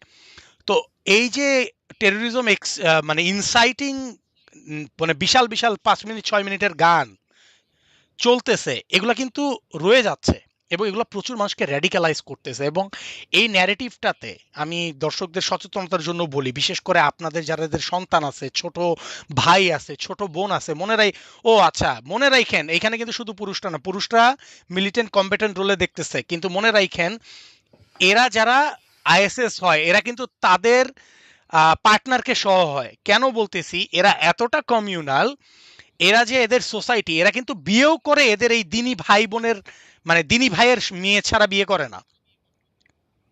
এদের ম্যারেজ মিডিয়া আছে, দেখবেন এদের ম্যারেজ মিডিয়ার নাম ম্যারেজ মিডিয়া না, অর্ধেক দিন। ওদের ম্যারেজ মিডিয়ার নাম অর্ধেক দিন। এইভাবে করে ওরা আলাদা বাবেল তৈরি করে রাখছে এবং তারা কিন্তু ঘরের ভিতরে, এটা ঘরে নিজের গৃহে চর্চা করে। তো এই জিনিসগুলোতে আমাদের সচেতন হইতে হবে। এবং এই লোকগুলার অনেকগুলো সিমটম, আমার একটা ভিডিও আছে লাস্টে এই কালেমার পতাকা নিয়ে লিখছিলাম, ওইখানে আমি এই ছেলেটা অ্যারেস্ট হওয়ার আগে বলেছিলাম। তো এইখানে আমি কিন্তু খুব একাডেমিক্যালি এদের পুরা সিমটমগুলো অ্যানালাইজ করেছিলাম। কারো যদি ফার্দার জানার ইচ্ছা থাকে, আপনার চ্যানেলে আমার নিজের ভিডিও একটু প্রমোট করে নিচ্ছি, সরি। না প্লিজ, আপনার একটু বলে রাখি, আপনার আমি নিজেও খুব মুগ্ধ, আপনার ভিডিওগুলো খুব ভালো হচ্ছে এবং অনেক মানুষ দেখছেন। প্রিয় দর্শক, আপনাদেরকে বলে রাখি, আশফাকুর রহমান লিখে আপনারা সার্চ করলেই হয়ে যাবে, নামই কাফি।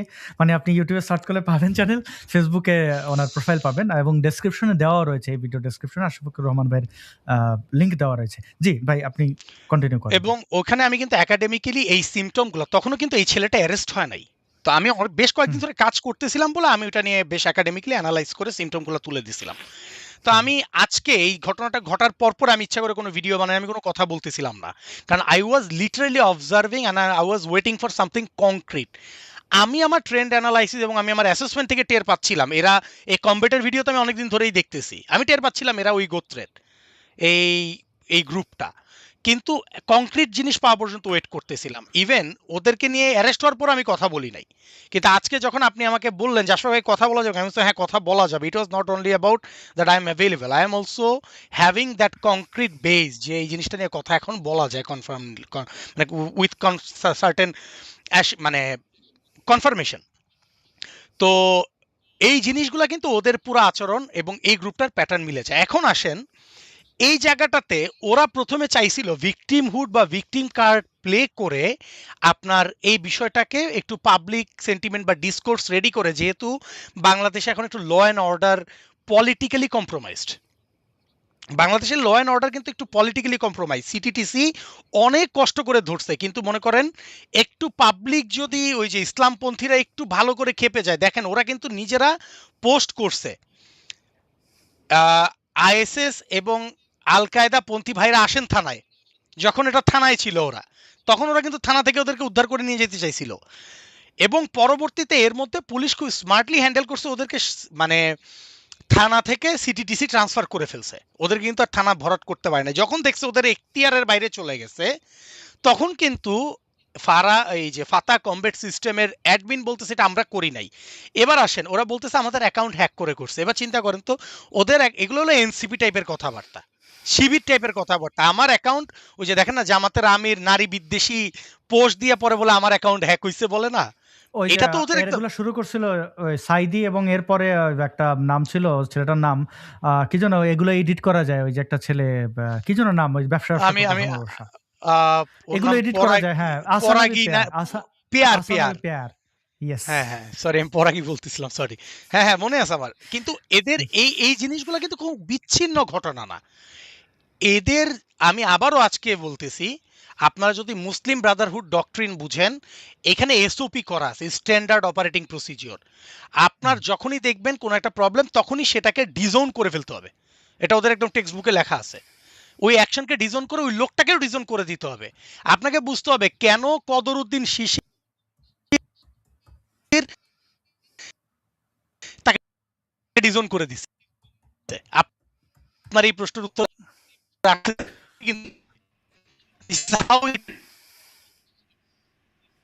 কানেক্ট প্লাস এই ধরনের সিচুয়েশনে যখন তুমি দেখবা শেপ করা সম্ভব হচ্ছে না, ইমিডিয়েটলি তুমি ডিজাইন করে তারাই ক্যাম্পেইনে নেমে যায়। এতে কি হবে, এই সিচুয়েশনে তুমি তোমার নিজের ক্রেডিট পাবা, কারণ পাবলিকের ব্রেন, হিউম্যান ব্রেন কিন্তু কন্ট্রাস্ট মেকানিজমে কাজ করে।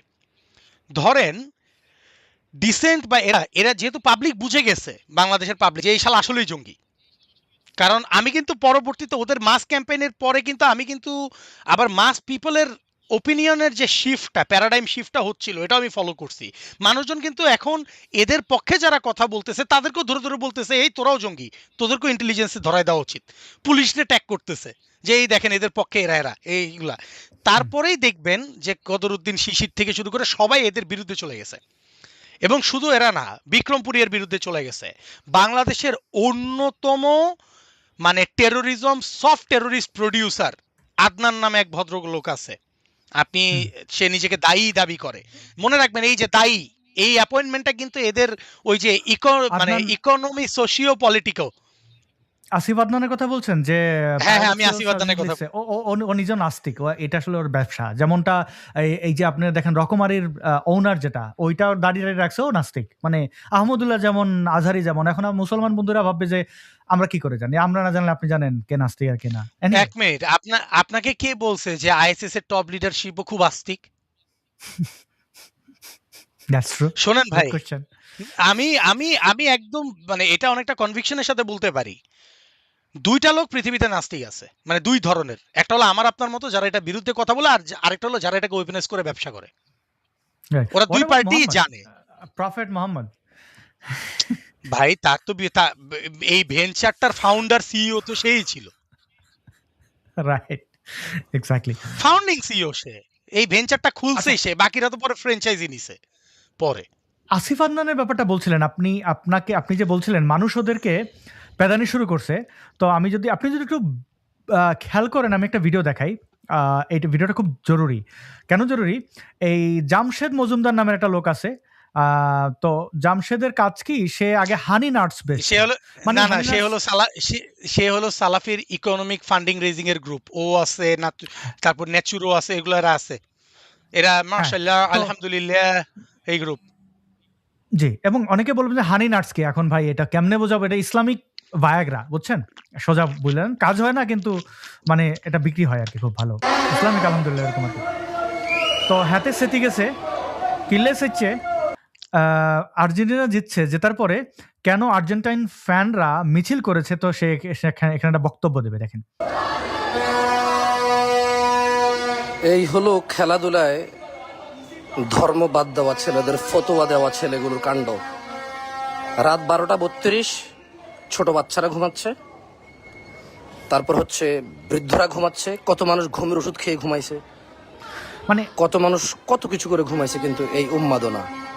উন্মাদনা না উন্মাদনা, যাই হোক এরা বাংলা জানবে না, এটাই স্বাভাবিক। তো এই যে মোল্লা এর অ্যালার্জি দেখাইলো, মানে এখানে হচ্ছে যে কেন মানুষ ইয়ে করলো, কেন কেন এনজয় করতে হবে, কেন আর্জেন্টাইন ফ্যানরা মাঠে নেমেছে, কেন তারা করছে। তো এখন আমি আপনাদের দেখাই কিছু কমেন্ট, এটা অভূতপূর্ব। আমি বাংলাদেশে এরকম পরিস্থিতি দেখতে হবে তার জন্য প্রস্তুত ছিলাম, কিন্তু এত তাড়াতাড়ি দেখবো সেটা আশা করিনি। তো কমেন্টগুলো একটু পড়ে দেখেন। এখানে একজন লিখেছেন মোহাম্মদ সাইফুল ইসলাম, যে ক্রিস্টাল হানিনাট খেয়ে ওরা উত্তেজিত, মানে ও যেটা বেচে আর কি, যে জিনিস খাইলে কৃত্রিমভাবে যৌন উত্তেজনা বাড়াবে, সোজা কথা। নবী এটা খাইতেন, এর বেলা বিক্রি করে। না না না, সহমত। ক্রিস্টাল একজন হানিনাট লিখেছেন বেচে মোহাম্মদ না, ক্রিস্টাল হানিনাটও বেচে না। ওরে আসাদ ভাই, দিক লাগছে, ক্রিস্টাল মানে হানিনাট বেচে ক্রিস্টাল না, ও হানিনাট খেয়ে, ক্রিস্টাল মানে যে হানি আপনারটা নামে। না অন্য কিছু খেয়ে। না না না না না, না না না, ক্রিস্টাল হানি নামে সে হলো, আমি আপনাকে বলি, মধু জমে গেলে একটা হানি হয়, সে ওই হানিটাকেও বিভিন্ন সুন্না মুন্না করে বেচে, তো ও পুরোটার মিশায় ক্রিস্টাল হানিনাট বানাইছে। ওকে ওকে। না, আমি এদেরকে মনিটর করি, হাসনাইন, এদের এই বিষয়গুলো মনিটর করি। Right, great. এখানে মোহাম্মদ, আমরা একটু পড়ি, আমি খুবই এক্সাইটেড ভাই, মানে কমেন্টগুলো দেখে আমি একটু বড় করে দেখাই। এখানে দেখেন, এই এই একটা স্যাটায়ার, তারপরে আরও কিছু কমেন্টের, এই দেখেন হাসনাইন লিখেছেন, মোহাম্মদ হাসনাইন, সহমত। তবে ওয়াজের মাইকে যে কিলোমিটার দূরে লাগানো থাকে দীর্ঘ সময় ধরে, সেটা নিয়েও নেক্সট টাইম কথা বললেন, মানে আপনারা যে আমাদের ইয়েতে রাখেন। তারপরে মোশাররফ হোসেন বলছেন হুজুর সব হানি নাটের পাওয়ার। তারপরে আসিফুর রহমান বলেছেন, আর দুনিয়ার জীবনে খেলা তামাশা ছাড়া এই সেই একজন পাইলাম, সে সূরার আয়াত দিয়ে একটা জিনিস সমর্থন করলো। তারপরে মাহির হোসাইন বা এইচ লিখেছেন যে হানিনাট খেয়ে উত্তেজিত। মেহেদি হাসান জিহাদ লিখেছেন, একদিন না ঘুমাইলে কি হয় হুজুর, জীবনে একটু বিনোদনের প্রয়োজন আছে, চিল হুজুর চিল। তারপরে শফিন তুর্য বলছেন রাত 12:30 ওয়াজও হয় মাইক লাগিয়ে, খেয়াল করবেন কমেন্টগুলো। আর একজন চিটাগং একটা ওই কমেন্টটা না পড়ে এটা ইগনোর, যারা ওনারা বুঝছেন আকসো না হয়। তারপরে দাদু মিয়া বলেছেন প্রিয় প্রজন্ম আতশবাজি না না, সে কিছু দিয়ে দিতে বলছে চিটাঙ্গা ভাই। আই ইগনোর করছি। এই যে এটা দিতে বলছে। তারপরে এইচ স্যাম বলেছেন আরো বেচেন মেসির কাছে হানিনাট, মানে মেসি হানিনাটকে এটা করছে আর কি। না, এই ভদ্রলোককে তো ওই যে ট্যাক্স ফাঁকির জন্য প্রায় 8 লাখ টাকার মতো জরিমানাও করছে। তা এরা চুরি করবে আর করবে না, হয় নাকি? না, এদের নিয়ে তো এদের ভিতরে তো নিজস্ব ফতোয়াও আছে। ফতোয়াটা হলো এই যে সরকারের যে ট্যাক্স ব্যবস্থা, এদের আরো কারণ হলো এই সালাফি পন্থীরা কিন্তু পুরো ব্যবস্থাটাকে কুফফাররা বলে না, এই যে কাফেরের গ্রুপ আর কি। তো এই ট্যাক্স কিন্তু কাফেরের ট্যাক্স, এই ট্যাক্স মানে মুসলমানদের জন্য বাধ্যতামূলক না, সুতরাং এই ট্যাক্স ফাঁকি দেওয়া কিন্তু হালাল, সুতরাং এটা দিলে গুনাহ হবে না। ওরা কিন্তু এইভাবে চিন্তা করে, এই ধারণাটা ওদের মাথায় আছে। রাইট। তো দেখেন এখানে আসিফ মঈনুদ্দিন তিনি বলছেন সরি, বাট উইন্টার সিজনে যে 4-5 কিলোমিটার পর্যন্ত মাইকিং করে ওয়াজ করলেন, তখন কোনো ক্ষতি হয় না, মানে আসতেছে মজা করবে না। মীর আমির বলছেন যে ঘুমাও তুই। মেহেদি হাসান আরেকজন বলছেন যে হুজুর আমি নিজেই 3 বার লাফিয়ে উঠছি। এরপরে যে রাজ খান সাহেব, তারপর হুজুর কি ব্রাজিলের ভক্ত নাকি, মানে তারে লিটারালি ধুইয়া দিছে মানুষ। এর 4,500 কমেন্টের মধ্যে 99% কমেন্ট এই জঙ্গির এগেনস্টে। So it is what it is. আপনি যখন মানুষের বিনোদন কেড়ে নেবেন তখন কিন্তু মানুষ টলারেট করবে না। জঙ্গিবাদ একটা পর্যন্ত বাটপারি করতে পারবেন।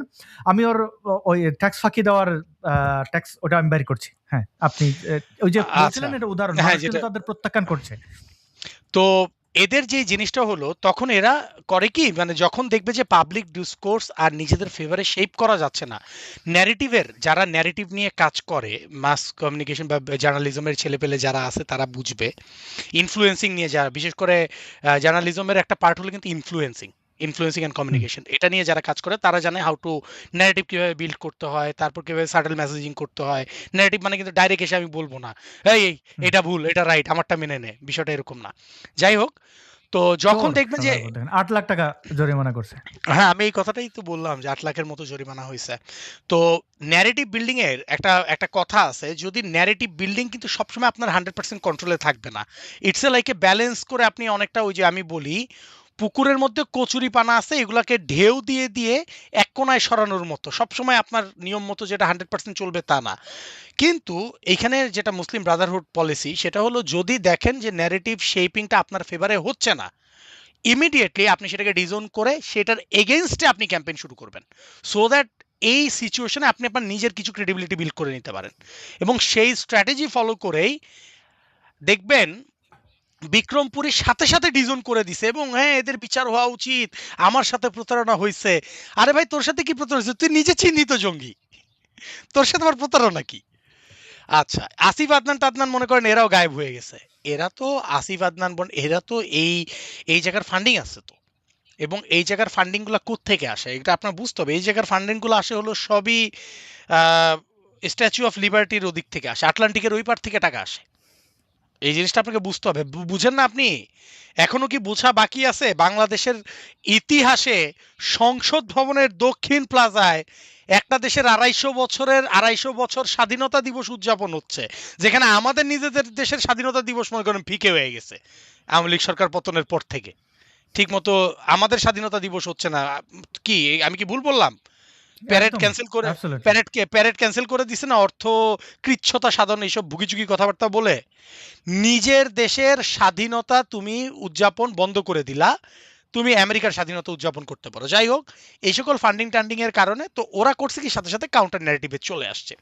বাট আলটিমেটলি এই গ্রুপটা আছে, এত কথাবার্তা কেন বলা, এই গ্রুপটাকে আপনি ল এনফোর্সমেন্ট বা শুধু পুলিশ দিয়ে হবে না। শুধু পুলিশ কিন্তু এদেরকে দিতে পারবে না, কারণ আমার রুমের বেডরুমে আমি কিভাবে আমার স্ত্রীর সাথে কি আলোচনা করতেছি, তারপর আমি আমার সন্তানকে কিভাবে শিক্ষা দিচ্ছি যে ওকে জন্ম থেকে টেররিস্ট। আমাদের সময় বাপ মা টেররিস্ট বানাইতো না। একটা সার্টেন এজের পরে যখন মাঠে খেলতে যাইতাম, তখন এক ভাই এসে মুসাফা, ওরা তো আবার হ্যান্ডশেকও বলেন, একটু মুসাফা টুসাফা করে সাইডে নিয়ে মনে করেন টেররিস্ট বানানোর প্রবলেম হইতো। আর এখন মনে করেন বাসায় তার বাপ তার সন্তান টেররিস্ট বানায়। বুঝছেন না? তো পুলিশের পক্ষে তো ঘরে ঢুকে এই টেররিজম থামানো সম্ভব না। এই জিনিসগুলোকে এখন আমাদের সোশ্যালি আমাদেরকে এটার এগেনস্টে দাঁড়াইতে হবে। এই সিমটমগুলো খেয়াল করতে হবে, কেন হচ্ছে এই ন্যারেটিভগুলো খেয়াল রাখতে হবে। এবং মনে রাখেন, এখন it's high time we have to report. আমি আবারও বলতেছি, রাইট। কোথাও এই ধরনের প্রবলেম জিনিসপত্র দেখবেন রিপোর্ট করতে হবে। থাক ওরা ওই যে একটু দাড়ি টুপি পরতেছে, ভাই দাড়ি টুপি, শোনেন, দাড়ি টুপি পরাতে কেউ খারাপ না আমি ধরে নিলাম। মনে রাখেন, দাড়ি টুপি পরার কারণে কেউ এক্সট্রা ভালো হয়ে যেতে পারে না। একটা মানুষকে তার লেবাস দিয়ে আপনি জাজ করবেন না, তো এই কথার মানে হলো লেবাস দিয়ে তাকে খারাপও যেরকম ভাববেন না, তাকে এক্সট্রা ভালোও ভাবতে পারবেন না। আপনি যদি কাউকে দাড়ি টুপির কারণে একটু এক্সট্রা ভালো ভাবেন, তাহলেও কিন্তু আপনি তাকে দাড়ি টুপির কারণে জাজ করতেছেন, which is also wrong. Right, right, right. আমি এখন একটা জিনিস দেখাই আশফাকুর রহমান ভাই, আমরা একটু আপনার কাছ থেকে জানবো হামাস বা আপনি এই যে সফট জঙ্গি, হার্ড জঙ্গিদের কথা বললেন, দাড়ি টুপিওয়ালা, দাড়ি টুপি ছাড়া। আমি এখন একটা ঘটনা দেখাই, আমার মনে হয় এটা একটু চোখ কান খুলবে। এবং কেন আমাদের আইপিটিভি দরকার, এটার একটা এখানে যে যদি এখন আমাদের আইপিটিভি থাকতো, এটা এখানে না তুলে আমরা একটা ইংরেজিতে রিপোর্ট করতাম কার ব্যাপারে, এই জঙ্গিটার ব্যাপারে। এই জঙ্গিটা কি নাম? তার নাম হচ্ছে যে ইঞ্জিনিয়ার রাকিবুল ইসলাম নয়ন। নামের আগে আজহার বিশ্ববিদ্যালয়ে পড়লে, ঢাকা বিশ্ববিদ্যালয়ে লিখলে আপনি লিখবেন করিমউদ্দিন ঢাবি। আবার এই যে ইঞ্জিনিয়ার নামের আগে লিখে রাখা, মানে কি ধরনের স্টুপিড। এখন দেখেন সুটেড বুটেড, কিন্তু দাড়ি টুপি নাই। এখন আপনি বলতেছেন আমি কি করে জঙ্গি, বা ইউরোপের কোন দেশে আছে? আপনারা যদি তাকে চিনে থাকেন, আপনি যদি তার নেবার হয়ে থাকেন, একে পুলিশে রিপোর্ট করবেন। কেন করবেন? দেখেন, আমি বলি যে সে ইউরোপের জন্য কতটা হুমকি, মানব সভ্যতার জন্য কত বড় হুমকি, এই ভিডিও তার প্রমাণ। আমি আপনাকে ভিডিওটা আবার স্টপ করে দেখাই, কারণ অডিওটার দরকার আছে। চলুন আমরা দেখি সে কি বলেছে। এই ভিডিওটি ছোট, বেশি বড় না। সে নেদারল্যান্ডসের একটি জায়গায় ঘুরছিল এবং সে বিশ্লেষণ করছিল, তার মতামত দিচ্ছিল। নেদারল্যান্ডের সবসময় ভালো দিকগুলো নিয়ে আলোচনা করি, নেদারল্যান্ডের খারাপ বিষয়গুলো নিয়ে একটু শুনবেন না? এই যে ফ্ল্যাগগুলো দেখতে পাচ্ছেন না, এটা হচ্ছে কাদের ফ্ল্যাগ? এখন মোটামুটি বাংলাদেশের মানুষ অনেকেই জানে, আগে এই বিষয়টা ক্লিয়ার ছিল না। এটা হচ্ছে সমকামিতার ফ্ল্যাগ। পৃথিবীর একমাত্র দেশ নেদারল্যান্ড যে সমকামিতার বৈধতা দিয়েছে সর্বপ্রথম পৃথিবীর ভিতরে। এই দেশে 65% মানুষই ধরা চলে সমকামী। এক কথায় বলতে গেলে এরা ছেলেকে ছেলে বিয়ে করে, মেয়েকে মেয়ে বিয়ে করে। হ্যাঁ, আর এই যে আমি কমিউনিটির ভিতর দিয়ে যাচ্ছি, এটা হচ্ছে সম্পূর্ণ সমকামিতার আর কি এরিয়াটা। এটা এটা টোটাল নেদারল্যান্ডে সব থেকে বেশি, কিন্তু এই এরিয়াটাতে আরো বেশি। হ্যাঁ, এটা এতটাই বেশি। এই যে ফ্ল্যাগগুলো দেখতে পাচ্ছি না, প্রত্যেকটা অ্যাপার্টমেন্টে সমকামীরা বসবাস করে। এছাড়াও আপনার সামনে হচ্ছে গে প্যারেড আসছে, যারা ওই দিনে আর কি হচ্ছে আপনার সবাই একসাথে এইটাকে সেলিব্রেট করে হোল নেদারল্যান্ড। শুধু তাই না, পৃথিবীর সব থেকে বেশি ওই দিন গেরা এই দেশে আসে এই সমকামিতাকে উদযাপন করার জন্য। আচ্ছা, এই ছেলেটা যে একটা মূর্খ জঙ্গি, সে দাবি করেছে নেদারল্যান্ডসের 60% মানুষ সমকামী না, কোনো ডেটাই তা বলে না। 65% বলছে। 65%, 5% হবে না, লেসবিয়ান, গে, বাইসেক্সুয়াল সব মিলে LGBTQ+++ মিলেও 5 থেকে 6% হবে না, কিন্তু সেটা করার জন্য। বিদ্বেষ দেখানোর জন্য। এবং এখানে খুব আসাদ ভাই, significant আমি একটা কথা বলবে, এখানে একটু কথা একটু বলতে চাই, আমি সরি এই বিষয় করি। প্লিজ। আমি লাস্ট আমার এখানকার লোকাল প্যারেড এই যে গত স্যাটারডেতে ছিল, I was there, I was one of the organiser. আপনাদেরকে আমি জাস্ট একটা অ্যানথ্রোপলজিক্যাল ডাটা বলি। মানব জাতিতে সব সময় 5 থেকে 11 বা 12% মতো সমকামী প্রত্যেকটা সোসাইটিতে থাকবে। মানে শুধু সমকামী না, জেন্ডার, এটাকে বলা হয় কুইয়ার কমিউনিটি থাকবে। Clear. গে, লেসবিয়ান, এসেক্সুয়াল থাকতে পারে, কেউ তার সেক্সুয়ালিটি True. ডিটারমাইন করতে পারে না, কারণ এগুলোর ভিতরে হরমোনাল মেডিকেল সায়েন্সের ব্যাপার স্যাপার আছে। এই জিনিসগুলোকে মানে ডেমোনাইজ করার চেয়ে বুঝার ব্যাপার আছে। এর বাইরে সোসাইটি কখনো হইতে পারবে না, কারণ ন্যাচারাল ইনক্লাইনেশনের ব্যাপার আছে। আবার এর চেয়েও কমায় ফেলতে পারবেন না, কারণ এগুলো ন্যাচারালি সোসাইটিতে এই জিনিসটা। এখন আপনারা আপনাদের কল্পনায় বানাইছেন যে স্রষ্টা নিখুঁত, স্রষ্টা কোনো ভুল করতে পারে না। মনে রাখেন, সমকামিতা যদি কোনো ভুল হয়ে থাকে, এটা স্রষ্টার দেয়া। আপনার স্রষ্টাই ডিফেক্টিভ মাল বানাইছে। আপনাদের ভাষায় বললাম, প্রথমত আমি এটাকে ডিফেক্ট মনেই করি না। This is a very natural মানে ক্যারেক্টারিস্টিক্স। তো আপনাদের যুক্তিতেও বলে, আপনাদের স্রষ্টা ডিফেক্টিভ মাল বানাইছে কেন? আপনাদের স্রষ্টা বানাইতে পারে নাই কেন? He did a bad job. তো যাই হোক, এই লোকটা জাস্ট মানুষজনকে মানে কন্টেন্ট বানায়া অ্যান্টাগনাইজ করার জন্য এসব ফালতু কথাবার্তা বলতেছে। রাইট, এখানে একটু বলি, সে ইহুদিদের কি বলছে, পুরো ইউরোপকে কিভাবে বলছে, এবং সেইখানে থেকে যে বাটপারি করে ওইখানে অভিবাসন আইনকে লঙ্ঘন করছে, সেটা আমি দেখাবো। আমি সমকামী নিয়ে বলে, এখানে জানালায় দুটো শিশুকে দেখতে পাচ্ছেন, আমরা তাদের কোনো চেহারা দেখাবো না। দেখেন এরা এখানে কি করছে, এরা কওমি মাদ্রাসায় বসে আপনার মনে হচ্ছে দুইজন ঝগড়া করছেন। আমি এটা আসলে মানে কিছু ন্যাচারালি সমকামী, আর কিছু যে বাধ্য, এই শিশুদেরকে বলৎকার করে বাধ্য করা হয়। দেখেন ঘটনাটি তাজিমুল উম্মাহ কল্লোল শাখা চট্টগ্রামের। আজ তাজিমুল উম্মাহ মাদ্রাসার 2 জন ছাত্রের একটি অত্যন্ত উদ্বেগজনক আচরণ চোখে পড়ে। প্রথম বিষয়টি পরিষ্কারভাবে বুঝতে পারিনি, পরে আবার বেলকনিতে গিয়ে নিশ্চিত হই। এরপর প্রমাণ হিসেবে কিছু ছবি এবং ভিডিও ধারণ করেছি। অভিভাবকদের কাছে বিনীত অনুরোধ, আপনার সন্তান মাদ্রাসায় কি করছে, কার সঙ্গে মিশছে এবং কার আচরণ কী রকম, পড়াশোনায় নিয়মিত খোঁজখবর রাখুন। ছোটবেলা থেকে সঠিক তদারকি ও নির্দেশনা একটি শিশুর সুন্দর চরিত্র গঠনে গুরুত্বপূর্ণ ভূমিকা রাখে। দেখে নিশ্চিত হলাম যে এই ছোট শিশুটি এগুলো বোঝার আগেই তার হুজুরের কাছ থেকে এভাবে বলাৎকারের শিকার হয়ে নিজেরাও শিখে গেছে। দেখুন, তারা এখানে বলাৎকারের প্র্যাকটিস করছে এই শিশুগুলো। এটা হচ্ছে যে ন্যাচারাল না। দেখতে পাচ্ছেন? আমি আমি আমি জানি না এটা দেখা যাচ্ছে কিনা, দেখা যাওয়ার কথা না, but I am trying to show you in detail.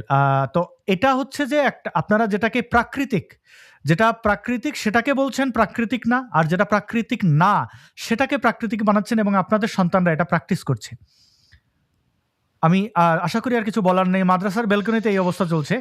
এটা নিয়ে আসাদ ভাই, এটার পিছনে জি। কিন্তু কিছু কারণ আছে। এটার পিছনে খুব মানে স্ট্রং কারণ হলো, চেইন ইফেক্ট। না সে না শুধু বলাৎকারের শিকার হয়েছে।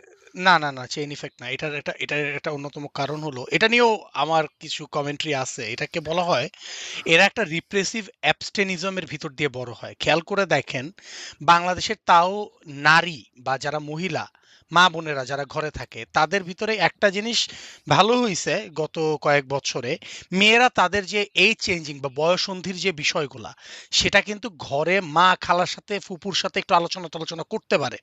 সো জিনিসগুলোর ম্যানেজমেন্টের ব্যাপার আছে। কিন্তু এই যে ছেলেপেলেগুলা, এরা তো মা বোন ছাড়া এগুলো কারোর সাথে আলোচনা করতে পারে না। তার মধ্যে হুজুর মনে করেন ওদের উপর মানে রিপ্রেসিভ অ্যাবস্টেনিজম, এগুলো তো একটা চেঞ্জিং এজের নিড, তাকে এগুলো অ্যাড্রেস করতে হবে। কেন সেক্স এডুকেশন ইজ ইম্পর্টেন্ট? একটা সেক্স মানে আপনার একটা জিনিস মনে রাখতে হবে, মানুষের ভিতরের সেক্স ফিজিওলজিক্যাল নিড। আপনি যদি এটাকে প্রপার ওয়েতে হ্যান্ডেল না করেন, আইদার সেই ধরনের মানে মানে অপ্রকৃতভাবে এরকম সমকামী হয়ে যাবে না, সমকামী হয়ে যাবে, যে সমকামী না সে সমকামিতার দিকে ধাবিত হবে, অথবা সে পর্ন এডিক্ট হয়ে যাবে। এটা কিন্তু একদম একাডেমিক স্টাডি। আমি কিন্তু আরে এই আবারও যে বলতেছি, আমাদের দেশে তো নারীদেরকে মানে মানে শুধু মানে পণ্য মনে করা হয় আর দূরে থাকতে বলা হয়। সেক্স বেসিক নিডস মানুষের। আপনি নিজে ভাই থেকে করবেন না, আপনি সেটা একটা আপনার জিনিস, ব্যাপার। আমি আপনাকে একদম একাডেমিক স্ট্যাটিস্টিক্স দিয়ে বলতেছি, ওয়ার্ল্ডের সবচেয়ে বেশি পর্ন কনজাম্পশন হয় সবচেয়ে বেশি কনজারভেটিভ দেশগুলোতে।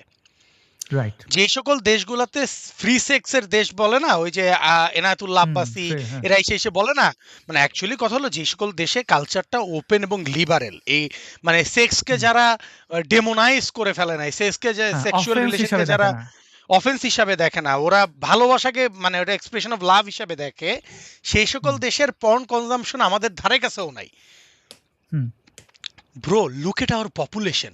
আমরা এত লাজুক জাতি, আমাদের পপুলেশনের দিকে তাকাইলে আপনি বুঝে যাবেন, বাচ্চা ফুটাইতে কিন্তু আমরা লেট করি নাই।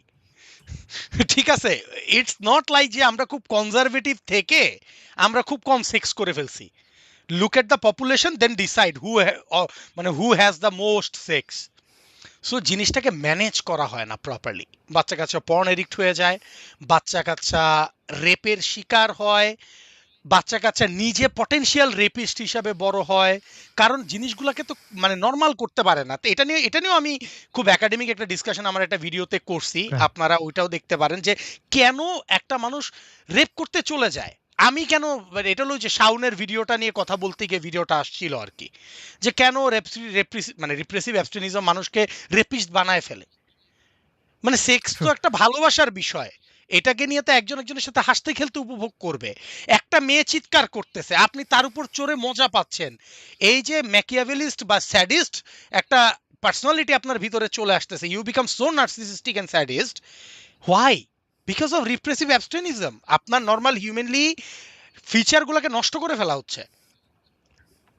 রাইট। ওকে, আমরা একটু এই ভিডিওটা শেষ করি। প্রিয় দর্শক, আমি যেটা বলছিলাম শুরুতে, যে এই ভিডিওটাতে দেখবেন একটা ইসলামিক সন্ত্রাসী ইউরোপে থেকে তাদের সুযোগ সুবিধা নিয়ে সে বলছে যে তার সব কার্ড আইডেন্টিটি হয়ে গেলে অন্য কোথাও চলে যাবে এবং সে জিহাদ করবে, এবং সমকামীদেরকে ঘৃণা করছে, সমকামীদের ব্যাপারে ঘৃণা ছড়াচ্ছে, ইসরায়েল রাষ্ট্র ইসরায়েলকে অভিশপ্ত মানে ঘৃণা ছড়াচ্ছে, অমুসলিমদের প্রতি ঘৃণা ছড়াচ্ছে, সমকামীদের বিরুদ্ধে ঘৃণা ছড়াচ্ছে। আমাদের এই মুহূর্তে আইপিটিভি থাকলে হয়তো এটা নিয়ে একটা রিপোর্ট করতাম এবং সেটা আপনারা শেয়ার করতে পারতেন, কিন্তু সেটা সামনে হবে। তবে এই জঙ্গিটার আইডির লিঙ্ক, এই ভিডিওর লিঙ্ক এটা হচ্ছে- কমেন্টে দিয়ে রেখেছি, আপনারা দেখবেন এবং তার চেহারা আমি দেখাবো, তাকে যারা চেনেন কোথায় থাকে, কারণ সে এখানে তার পরিচয় গোপন করেছে। কিন্তু আপনারা ওই ইউরোপে সেনজেনের যে কোনো একটা অথরিটিকে এটা জানালে তারা ঠিকই ওকে খুঁজে বের করে ডিপোর্ট করবে, এবং সে ডিজার্ভ করে না এই সভ্য দেশে থেকে। আপনি ওই দেশের রুল নর্মস যদি আপনি বিলিভ না করেন, তাহলে আপনি কোন শর্তে সেখানে থাকছেন? এই ধরনের হিপোক্রিট একমাত্র আই এম সরি টু সে, আপনি দেখবেন সমকামী নিয়ে কিন্তু হিন্দুদের মধ্যে বিদ্বেষ নেই। হিন্দুদের শাস্ত্রে আছে সমকাম নিয়ে, সেই পৌরাণিক গ্রন্থগুলোতে উল্লেখ রয়েছে। আগেকার এমনকি জমিদাররাও সেগুলোকে অ্যাপ্রুভ, সমকামীদের সম্মানের ভাই সাথে রাখা হয়েছে। খ্রিস্টানরা পর্যন্ত একসেপ্ট করে নিচ্ছে, পোপ নিজে সমকামীদের প্রতি মানে ট্রাম্পকে নিজে বলতেছে, মানে যারা মানে ওদের যে ধর্মীয় নেতা বা পোপ বা ফাদার বা যারা আছে বলতেছে যে মানে পোপ নিজে সমকামিতার পক্ষে ওদেরকে মানে চিলড্রেন অফ গড বলে একসেপ্ট করার জন্য আহ্বান জানাচ্ছে, তাই না? রাইট। আমরা একটু এই ভিডিওটা দেখে একটা কমেন্ট পড়ে যে মাজরুক রাসেল সামাজিক মাধ্যমে সফট পর্নোগ্রাফি প্রচার করছে, একজন নাট্যকর্মী থেকে এমনটা আশা রাখি না। এটা হচ্ছে সবচেয়ে বড় ভুল। আপনি জানেন না যে সে মারজুক রাসেল কিনা, আপনি ধরে নিয়েছেন মারজুক রাসেল। আমার নামে একজন অ্যাকাউন্ট খুলে যদি উল্টাপাল্টা করে, অনেকে এসে বলছে ভাই এটা আপনার অ্যাকাউন্ট কিনা। আরে ভাই, আপনার বিবেক নাই, বোধ নাই, আমি কিনা? আমার অ্যাকাউন্টগুলো কীরকম হইতে পারে, কী প্যাটার্নে আমি লিখি আপনি জানেন না? একটা তার নামে ফেসবুক আইডি দেখলেন আর তাকে এসে ব্লেম দিয়ে দিলেন। আমি আশা করি এই ধরনের দর্শক আমাদের জন্য নিরাপদ না, এটা ঝুঁকিপূর্ণ। আপনার এইটুকু যদি বোধ না থাকে কোনটা ফেক কোনটা জেনুইন, তাহলে আমার মনে হয় যে আপনার পড়াশোনা করা উচিত, জানা উচিত। সোশ্যাল মিডিয়া ব্যবহারের আগে এগুলোর নিয়ম, খুব বেসিক নিয়ম ইউটিউবে পাওয়া যায়। একটা মানুষের অ্যাকাউন্ট এটা জেনুইন কিনা সেটা খুব সহজে জানা যায়। এনিওয়ে, আমরা একটু দেখি। আর এটা হচ্ছে ইসরায়েল, সব থেকে বেশি আসে ইসরায়েল থেকে, যেটা হচ্ছে পাপিষ্ট দেশ, সেই ইসরায়েল থেকে সব থেকে বেশি আসে। ইসরায়েল থেকে এসে মনে কি করেন বললো? ইসরায়েল হচ্ছে পাপিষ্ট দেশ। একটা রাষ্ট্রকে আপনি কোনোভাবে, এটা যদি আপনি সৌদি আরবকে বলেন পাপিষ্ট দেশ, বা কোনো একটা দেশকে আপনি পশ্চিমে কোনো ফার্স্ট ওয়ার্ল্ডে থেকে আপনি এই কথা বললে আপনি রেসিস্ট, আপনি আসলেই তাদের রুলস ভায়োলেট করলেন, এবং আপনি কিন্তু এটা একটা বড় ধরনের একটা অফেন্স। আপনি এই একই সূত্রে এরা হিটলারকে গ্লোরিফাই করে। শুনবো। ওই দিন গেরা এই দেশে আসে এই সমকামিতাকে উদযাপন করার জন্য। আর এটা হচ্ছে ইসরায়েল, সব থেকে বেশি আসে ইসরায়েল থেকে, যেটা হচ্ছে পাপিষ্ট দেশ। ইসরায়েলকে পাপিষ্ট দেশ বলছে, এটা কোনো রাষ্ট্রকে আপনি বলতে পারবেন না। পৃথিবীর সবচেয়ে খারাপ দেশ, গণতন্ত্রহীন দেশকে আপনি মানে জেনারেলাইজ করতে পারবেন না। একজন ভালো মানুষ থাকলেও আপনি ওই ভালো মানুষটার জন্য সমগ্র জাতিগোষ্ঠীকে খারাপ বলতে পারবেন না। যেমন বলি, অনেকে গুলাই ফেলেন ইসলাম আর মুসলিমের মধ্যে। আপনি মুসলিমকে হেট করতে পারেন না, আপনি ইসলামকে ধুমাইয়া ফেলেন। আপনি অন্য যে কোনো ধর্মরে আপনি একদম যেমন চায় তাই করার রাইট রাখেন, কিন্তু কোনো ধার্মিককে আপনি পারেন না, সেটা হোক ইহুদি হোক মুসলিম। একজন মানুষ মুসলিম হওয়াটা তার অপরাধ না। আমি দেখেছি অনেক হিন্দুত্ববাদীরা মুসলমানদের দেখতে পারেন, আমি ঘৃণা এখন দেখতে পাচ্ছি। ভাই, মুসলিম আর ইসলামের মধ্যে পার্থক্য করতে পারেন না? কবে মোহাম্মদ মারা গেছে? যে ব্যক্তি জীবিত নয়, যে ব্যক্তির ব্যাপারে কিছু বললে তাতে কিছু যায় আসে না। যেমন আপনি সরকার প্রধান, সে সরকার প্রধান হওয়ার শর্তই হচ্ছে যে সে ক্রিটিসিজম নেবে, তাকে কেউ গালাগালি করবে, কিন্তু আপনি তাকে ডেথ থ্রেট দিতে পারবেন না। কি পারবেন কি পারবেন না, আপনার মুখ আছে তাই বলে আপনি সব খাইতে পারবেন না। খান আপনি সব না, আপনার পেট আছে তাই বলে সবকে ঢুকাই ফেলেন। সবকিছুর একটা মাত্রা আছে, লিমিট আছে, এই বেসিক জায়গাগুলো বুঝতে হবে। আমরা এই ভিডিওটা শেষ করি জঙ্গিটার। সে ইসরায়েল থেকে সব থেকে বেশি আসে। ইসরায়েল থেকে এসে মনে করেন যে তারা হচ্ছে এখানে আপনার এক কথাই বলতে গেলে এটাকে সেলিব্রেট করে। এই দেশটা হচ্ছে খুবই খুবই নোংরা কালচার একটি দেশ। এই দেশে তো নোংরা, এই দেশে মানুষ আসে হচ্ছে সব। এদেশে কিন্তু আরো একটা জিনিস বৈধ আছে, সেটা হচ্ছে মারিওয়ানা, আপনার গাঁজা সেবন করা সম্পূর্ণ এদেশে বৈধ। নোংরা গাঁজা সেবন করা কানাডায় বৈধ। আমার ইনস্টিটিউট, আমি যেখানে পড়ি, সব জায়গায় আরে ভাই, ক্ষমতার ওর কথা flag। বাদ দেন। ওদের ওদের ওদের প্রাণপ্রিয় আফগানিস্তানের মানে সোর্স অফ ফান্ড হলো আফিম আর আফিম, সরোস। হ্যাঁ, কি বলে, what the shit he is talking about. What about Pakistan?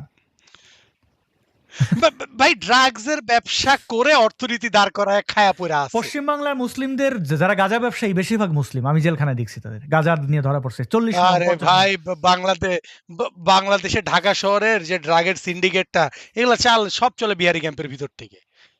Right, Mohammadpur না? হ্যাঁ, ওকে। এভরিবডি নোজ বুঝতে ইট। পেরেছেন? কারণ বাজার আর মোহাম্মদপুর, এছাড়াও কারণ বাজারের আপনার rail line red light zone তো আছে, যারা রেড লাইট সম্পর্কে জানে। সো বিষয়টা হচ্ছে যে এই দেশের নোংরা দিক অনেকে আমাকে জিজ্ঞাসা করে যে ভাইয়া, আপনি বলেন যে আপনার ফ্যামিলি নিয়ে কখনো হচ্ছে নেদারল্যান্ডে কখনো থাকবেন না, বা আপনি নেদারল্যান্ডেও আপনি কখনো থাকবেন না, আপনি হয়তো বা কোনো একটা জায়গায় ছোট্ট একটা দেশে যে আপনার থাকার ইচ্ছা আছে, যদি আল্লাহ তৌফিক দান করে। কারণ হচ্ছে এটাই, কারণ নিজের রিজিকের ব্যবস্থা করতে যে আমি হয়তো বা এখন থাকতে হচ্ছে পড়ালেখা শেষ করার পরে জীবনটাকে বাঁচিয়ে রাখার জন্য, কিন্তু শুনেন এই কত দেশে বড় থাকার বাটপার। প্রতি ন্যূনতম 1% শখও আমার নাই। দেশ খুব সুন্দর, দেশের মানুষও শখ নাই তো এখানে গেছস কে বাটপারি করতে? আইডেন্টিফিকেশন ছুটাই দিতে চাইবে। না, খুব সে ভালো। সে তার ভিসা, কিন্তু না না, ভিতর দিয়ে যখন আপনি দেখবেন, দীর্ঘ সে তার 6 ভিসা বছর ধরে আমি ইন্টারভিউতে দেখতেছি। এই কথা বলছে। সে তার ভিসা এটা ইন্টারভিউতে immigration এই যে দেখবেন, বয়ানটা যে দিল আমাদের তা বলছে আই লাভ নেদারল্যান্ডস বা ইউরোপের কোন একটা দেশে, তো বলে না এক্স্যাক্টলি। না, এইটা ভিসা ইন্টারভিউতে বলতো বাপের বেটা হইলে।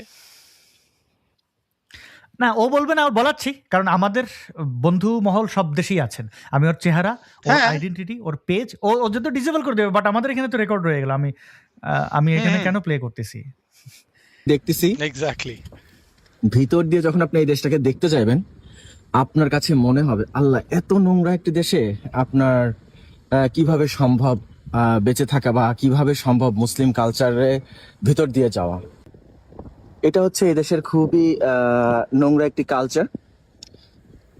এই দেশে আপনার হচ্ছে ফোনটা যে হাতে নিয়ে যে সুন্দরভাবে একটু ভিডিও করব, সেটা করতে গেলেও হাজারটা ভয় করে, কারণ যে কোনো সময় পিছন দিক থেকে পুলিশ চলে আসে। বিষয়টা হচ্ছে এটা। যাই হোক, পুলিশ চলে আসে কেন? তোমার মতো এরকম আকাম করে দেখো এই সমকামীদের, এই যে জঘন্যদের, হ্যাঁ পাপিষ্টদের ফ্ল্যাগ, এগুলো বলবা, আর তোমার পুলিশ চুমা দেবে ওইখানে। কারণ হলো টেরোরিজম আমি অ্যাক্টের আপনাদেরকে হস্টাইল রিকগনিশন্স দেখাতে ক্যাটাগরিতে পারলাম না পড়ে। যে আমার ও যে ভিডিওটা কাজটা কতটা করতেছে সময় এটাকে long হস্টাইল ধরে রিকগনিশন্স চলছে, বলে। Sure. ও মানে পলিটিক্যালি সেন্সিটিভ স্টাবলিশমেন্টের ভিডিও করতেছে, সেটাকে উইথ এ অ্যান্টাগনাইজিং মেসেজ সেটাকে আবার পাবলিক করতেছে। এটাকে হস্টেল রিকগনিশন বলে আমাদের মানে কাউন্টার তো দেখতে টেররিজমের পাচ্ছেন ভাষায়। কি পরিমাণ সমকামিতার ফ্ল্যাগ। পৃথিবীর সব গেরা এখানে এসে সেফ ভাবে থাকতে পারে। আপনি যদি বলেন যে আপনি গে বা আপনি লেসবিয়ান হোয়াট এভার যেটাই হোক, এই নোংরা সাবজেক্ট গুলো এদের সাথে সবসময় বৈধ। আপনাকে এটা নাগরিকত্ব দিয়ে দিবে, বুঝতে পারছেন? আপনি যদি আপনার ধর্ম চেঞ্জ করেন আপনাকে এরা নাগরিকত্ব দিয়ে দিবে। এটাকে ল ভায়োলেট করে না, এই ধরনের ডাক দেওয়া। অনেক মুসলমান তাদের ভাইরা এসে সমকামী মুসলমান হিসেবে দাবি করে, তারা অ্যাসাইলাম নেয়। আমি প্রমাণ দেখেছি, ব্রিটেনে এটা হচ্ছে সব জায়গায়। আমি আমি আমি দেখাবো ভুয়া নাস্তিক ও এটা সাজে। বলছে কেন জানেন? দেখেন, ও আমরা কিন্তু আর ভিডিওর মধ্যে জেনুইন ব্যবসা না, আমরা জেনুইনলি এগুলা নিয়ে কাজ করে এগুলা বিষয়গুলাকে দায়িত্বশীলতার সাথে কথা বলি। আমরা কখনো এইভাবে প্রমোট করি না। এরা মনে করেন এগুলাকে মিসইউজও করে। ও কিন্তু আদম ব্যবসা করে। ও কিন্তু এটার মাধ্যমে বুঝাই দিল যে তুমি এসে এটা দাবি করো। হ্যাঁ, আমি দেখাচ্ছি ও যে আদম ব্যবসা করে, এবং ব্রিটেনে যে এই সমকামী দাবি করে, ফেক সমকামী, তার ভাইরা মুসলমানরা এটা করছে, ওটাও দেখাচ্ছি। হ্যাঁ, পাকিস্তান আর বাঙালিরাই দেখতে পেয়েছেন সবচেয়ে বেশি করছে। প্রত্যেকটা বাড়িতে কি পরিমাণ ফ্ল্যাগ। দেখেন সম্পূর্ণ বাড়ির ফ্ল্যাগ আর কি অকল্পনীয়। দেখুন এই যে একটা বাড়িটা দেখেছেন, সম্পূর্ণ প্রতিটা ফ্লোর ফ্ল্যাগ। এবং দেখেন এইটা ওই যে আপনার যে একটা এখানে আপনার একটা মূর্তি আছে সেটাতেও ফ্ল্যাগ। হ্যাঁ, সম্পূর্ণ গেদের দেশ, এটা গে লেসবিয়ানদের দেশ। হ্যাঁ, সো কতটা পাপের দেশ এবার তাহলে চিন্তা করেন। পাপের এগুলো দেশ। হচ্ছে আপনি কখনোই বুঝবেন না, এগুলো কখনো জানবেন না। এটা জানতে হলে আপনার নেদারল্যান্ডের ভিতরে যারা আছে তারাই জানে। এখানে যারা মুসলিম কমিউনিটি থাকে না, তারা এখানে কেউ থাকতে চায় না বাচ্চা কাচ্চা নিয়ে, ফ্যামিলি নিয়ে। লাইক আমার অনেক তুর্কি ফ্রেন্ড আছে, অনেক মরক্কান আছে, যদিও মরক্কানরা অতটা ভালো না, না নামেই মুসলিম, যাই হোক। কিন্তু তাদের কাছ থেকে এগুলো আমার এই কালচারগুলো খুব দ্রুত আমি রিচ ডাউন করতে পারছি, এই নেদারল্যান্ডের এই সমস্যাগুলো। রিচ ডাউন মানে ও তাদের ইনফ্লুয়েন্স করছে যে ব্রাদার দিস ইজ হরাম, এই টাইপের আর কি। হ্যাঁ, যেটা ওয়াল্লাহি হচ্ছে ব্রাদার। ভিতরে এদের প্রচুর নোংরা কালচার, যেটা আপনি কখনোই অন্য কোনো দেশে এতটা না। কারণ আমি তো ইউরোপের অনেক দেশে থেকেছি, যেহেতু আমার চাকরির পারপাসে লেখাপড়া শেষ করার পরে আমার এই ইউরোপে থাকা হয়েছে দীর্ঘদিন। হ্যাঁ, এই ইউরোপের বিভিন্ন দেশে থাকার জন্য আমি ইউরোপের এই দেশগুলো সম্পর্কে তো আমি জানি। এমন না যে আমি সুইজারল্যান্ড, নেদারল্যান্ড, পর্তুগাল এতগুলা দেশ থাকার পরে এটা আমি বুঝতে পেরেছি সব থেকে বেশি নেদারল্যান্ডে হচ্ছে সমকামিতার পরিমাণ, যেটা এতটাই লিগাল এই দেশে। যাই হোক, এই নোংরা বিষয়টা আমি আজকে আপনাদের সাথে তুলে ধরতে আচ্ছা, চাইছিলাম। ধন্যবাদ। এই জঙ্গিটাকে দেখাই। ও কিন্তু বললো যে নেদারল্যান্ডের আপনি সবসময় ভালো দিকগুলো নিয়ে আলোচনা করি, সমকামী হইলে পরে নেদারল্যান্ডের খারাপ বিষয় আপনাকে তারা দিয়ে দেবে, ভিসা দিয়ে দেবে, নাগরিকত্ব দিয়ে দেবে। এটা কিন্তু ফেক কথাবার্তা। এটা কোনোদিন দেশেই হয় না। কোনো দেশের নাগরিকত্বের শর্ত ধর্ম এবং তার সেক্সুয়াল ওরিয়েন্টেশন হয় না। এখন সে কিন্তু আদম ব্যাপারী। দেখবেন, আমি তার প্রোফাইলটা ঢুকেছি, ছবি দেখেছি। দেখেন তার এখানে পিন করা ভিডিও, এখানে পিন করা ভিডিও আছে। এটা 13 ঘন্টা আগের। ওর পিন করা ভিডিওটা কোথায়, যে কিভাবে আপনি এখানে ছিল যে কিভাবে আপনি ইমিগ্রেশন ক্রস করবেন। এই যে পারমিট নিয়ে, ইমিগ্রেশন, এগুলো নিয়ে সে কথা বলছে। আপনি ওয়ার্ক পারমিট নিয়ে ইউরোপের কোন একটি দেশে আসছেন, মানে পুরো আদম ব্যবসায়ী, একদম জেনুইন। তার থাম্বনেইলে দেখেন, ওয়ার্ক পারমিটে এলে ইমিগ্রেশন কি প্রশ্ন করে, কি সব এগুলো। মানে আচ্ছা, এই জঙ্গিটাকে একটু ভালো করে দেখেন। তাকে আপনি আসাদ ভাই, এই ইউরোপের, ভিডিওটা একটু ডাউনলোড করে রাখেন। হ্যাঁ, আর ওই ওকে, যে আমি আপনাকে আরেকটা কাজ করতে পারেন, আমি একটু আপনাকে বলি। ওয়েব মেশিন বলে একটা বিষয় আছে, time machine, website time machine. এই ওয়েবসাইটটা টাইম মেশিনে দিয়ে আপনি আমাকে একটু লিঙ্কটা দিয়েন, আমি ওর প্রোফাইলটাকে অনলাইনে ওয়েব মেশিনে সেভ করে রেখে দিব। ও যদি ওর অ্যাকাউন্ট ডিসেবলও করে দেয়, সেই মেশিন থেকে এই প্রোফাইল ডাউনলোড করে, because I am going to report him. Right. তার এখানে 2021-এর স্কুল দেওয়া আছে, পরের আর কিছু দেওয়া নাই। 2016 পর্যন্ত আছে, বাকিগুলো সে হাইড করেছে। বাট আমি তার ফোন নাম্বারটা এখানে দেওয়া আছে। এখন সে কোথায় থাকে সেটা আমি জানি না, কোন দেশে। তবে তার আমি চেহারাগুলো একে একে দেখাই, কারণ এটা সিকিউরিটি কনসার্ন। এটা সভ্য দেশের জন্য সিকিউরিটি কনসার্ন, আমাদের বাংলাদেশিদের রেপুটেশনের জন্য বড় থ্রেট। কারণ এই ধরনের জঙ্গিরা পশ্চিমের দেশে যায়, সুযোগ সুবিধা নেয়, তাদের বিরুদ্ধে ইসলামিক জঙ্গিদেরকে লেলিয়ে দেয়। গ্রিস থেকে একটা বাংলাদেশি ছেলে, সিলেটি ছেলেকে তো করছে, ডিপোর্ট করে দিছে গ্রিস সরকার। তো আবার আমি একে, একে দেখাচ্ছি। আমি তার কয়েকটা চেহারা দেখাই। কারণ তাকে চিনে রাখাটা আপনার আশেপাশে যদি কেউ চেনেন, ওর নাম ঠিকানা আমাকে জানাবেন। আমি চেষ্টা করব। এটা আসলে ইংরেজিতে ভিডিও তৈরি করলে এটাই একটা শক্তি যে দ্রুত এটা অথরিটির কাছে আপনি পাঠিয়ে দিতে পারেন। মানে জাস্ট আপনাকে রান্না-বাড়া করে দিয়ে দেওয়া। তার ডিটেইল, তার ইমিগ্রেশন স্ট্যাটাস আমি জানি না। তবে সে সভ্য দেশে থাকলেও সে এখনো বোধহয় সিটিজেনশিপ পায়নি। সে ওটাই বলছিল যে তার সিটিজেন হয়ে গেলে সে অন্য দেশে চলে যাবে। মানে কেন জিহাদ ভাই করতে কোনো সিটিজেন একটা হওয়ার জায়গায়। সিটিজেন হওয়ার আগে চলে যাক না, ও ইসলামিক কোনো দেশে গিয়ে সিটিজেনশিপ দিবে না ওকে? ওখানে গেলে তো হ্যাঁ, শালা মুসলিমরা তো ডাকবে না না মুসলিমরা তো ও- কোনো মুসলিম দেশে যেয়ে অ্যাসাইলাম ক্লেম করে না। তারা যে সব অমুসলিম দেশে যেয়ে অ্যাসাইলাম ক্লেম করে। না না ও ও তো অন্যান্য দেশে গেলে ওরা প্রথমে বলবে এই কনভার্টি এদিকে আয়। হুম। এটা দেখে গাড়ির রাখেন নাম্বার তার এখানে গাড়ির নাম্বার প্লেটটা দেখি। এটা তার গাড়ি না, ওনার গাড়ির সামনে গিয়ে হয়তো দাঁড়াইছে। এই ধরনের ফকিন্নিরা না গাড়ি I don't know. এই ছবিটা নামায় রাখেন। আচ্ছা ওর প্রোফাইলটা দিয়ে আমি আমার মেকানিজম আছে, আমি এইভাবে ট্রেস করব সে কোথাকার, সমস্যা নেই। ওকে। তার বক্তব্য শুনলেন এবং আমি জানি ও ভিডিও ডিলিট করবে। এরা প্রচন্ড ভীতু হয়, কাপুরুষ হয়। তো তাও আমার অ্যাকাউন্ট সামনে ডিসেবল এলো করে একজন দিবে, আমাকে অ্যাকাউন্ট ডিসেবল হ্যাঁ, করে দিবে। 2,60,000 অনলাইন হয়ে ফলোয়ার। আছে। এটার লিংক আমি দিয়ে দিলাম। প্রিয় বন্ধু, আপনারা যারা ইউরোপে আছেন ওর ব্যাপারে পুলিশ রিপোর্ট করেন যে সে ইহুদিদের, ইসরায়েলকে মানে খুব ঘৃণা ভরে দেখিয়েছে, ইহুদিদেরকে ঘৃণা দেখিয়েছে, সমকামীদের বিরুদ্ধে ঘৃণা। এমনকি পশ্চিমের দেশগুলোকে সে অসভ্য, অসুস্থ, নোংরা দেশ বলেছে। এমনকি সেই দেশে কিভাবে আপনি তার দেশের ইমিগ্রেশন ল ভায়োলেট করবেন, আপনি নিজেকে সমকামী দাবি করে, হ্যাঁ, আপনি নিজেকে অমুসলিম, তার ধর্ম পরিবর্তন করে কিভাবে আপনি ওই দেশের ইমিগ্রেশন সিস্টেমকে ম্যানিপুলেট করবেন। সে নাগরিকত্ব দিয়ে দেয় বলে ঘোষণা করেছে। নেদারল্যান্ডসের 65% মানুষ সমকামী বলেছে। এই জিনিসগুলা যথেষ্ট থাকে তার ওইখানের মানে তার জঙ্গিবাদ নিয়ে ওই দেশের সরকার কনসার্ন হওয়ার ক্ষেত্রে।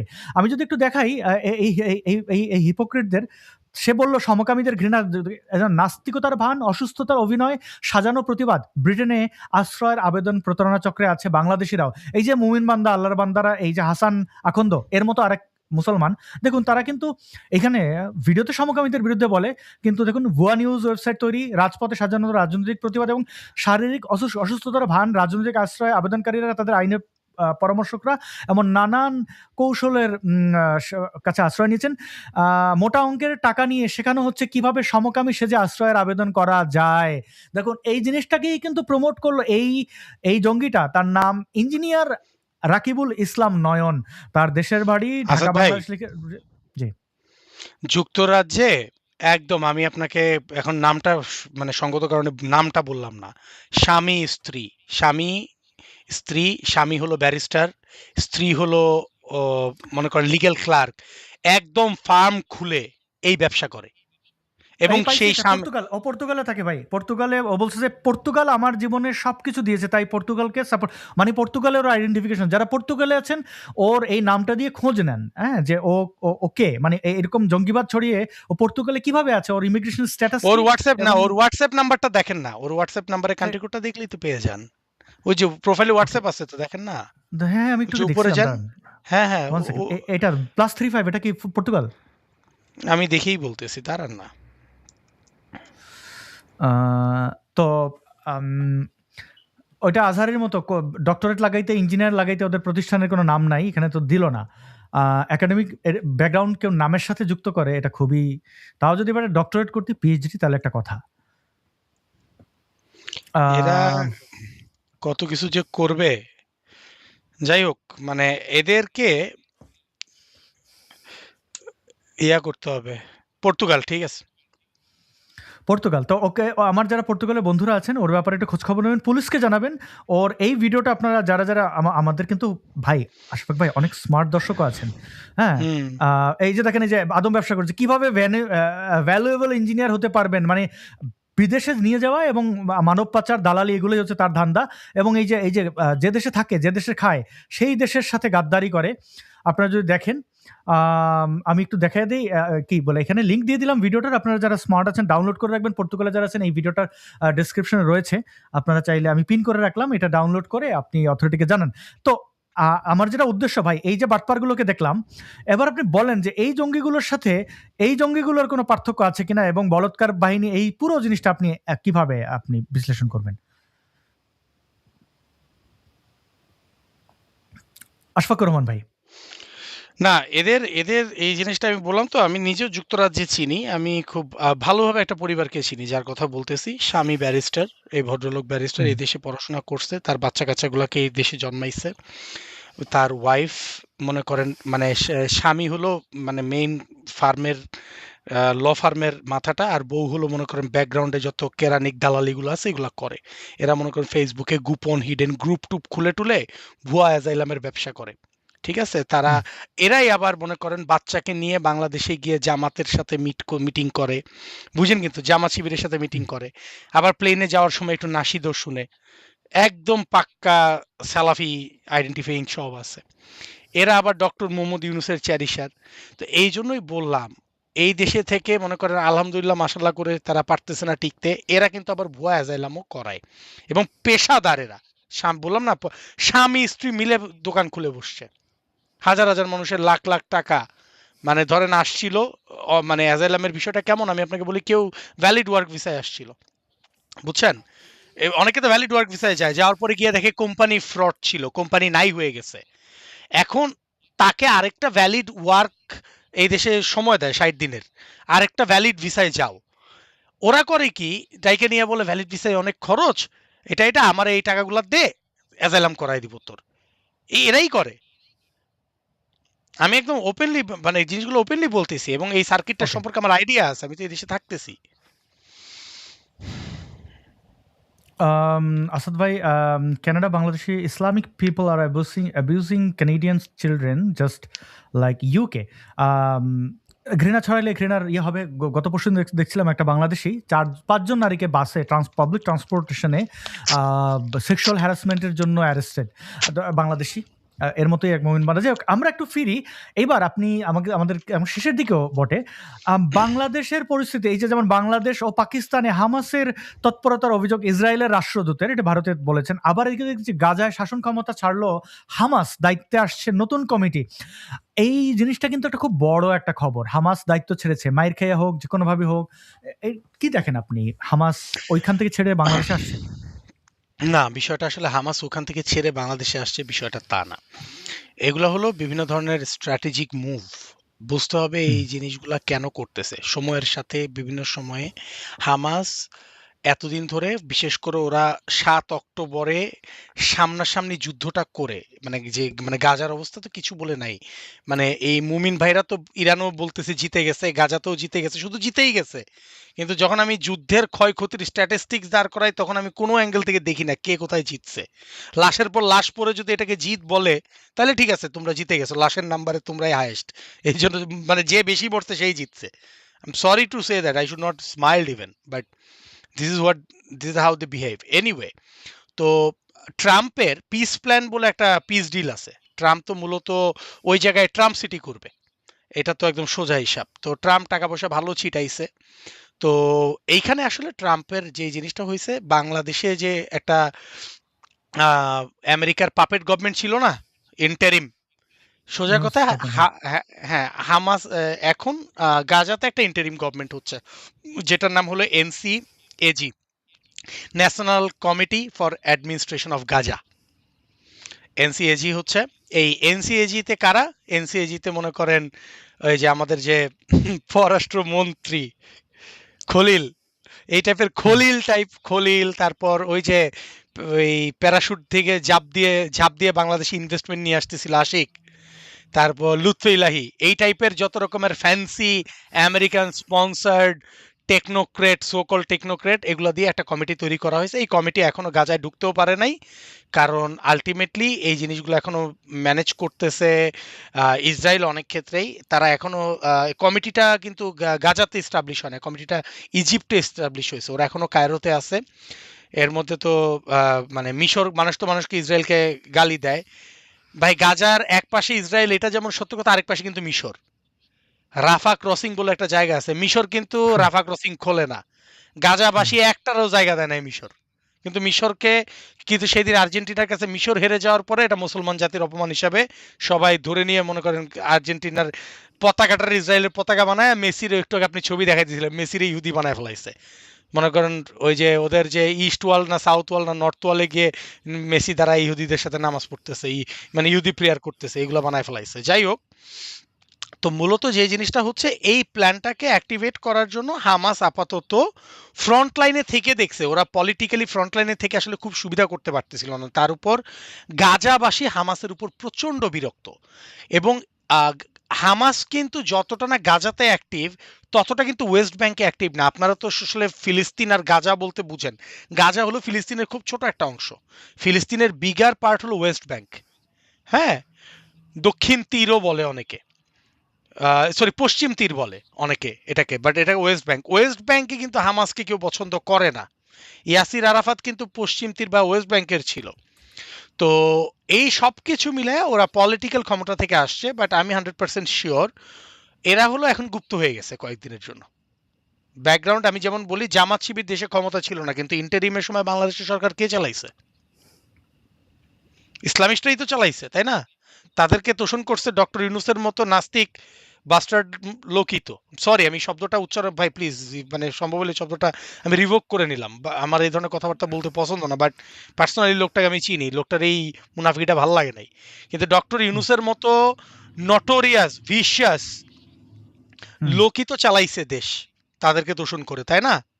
তো এ গাজাতেও এই এনসিএজি এই কাজটাই করবে। এটা ওই আলটিমেটলি আমেরিকান প্রেসক্রিপশনে চলবে, বাংলাদেশে যেরকম আমেরিকান প্রেসক্রিপশন এগুলো হচ্ছে।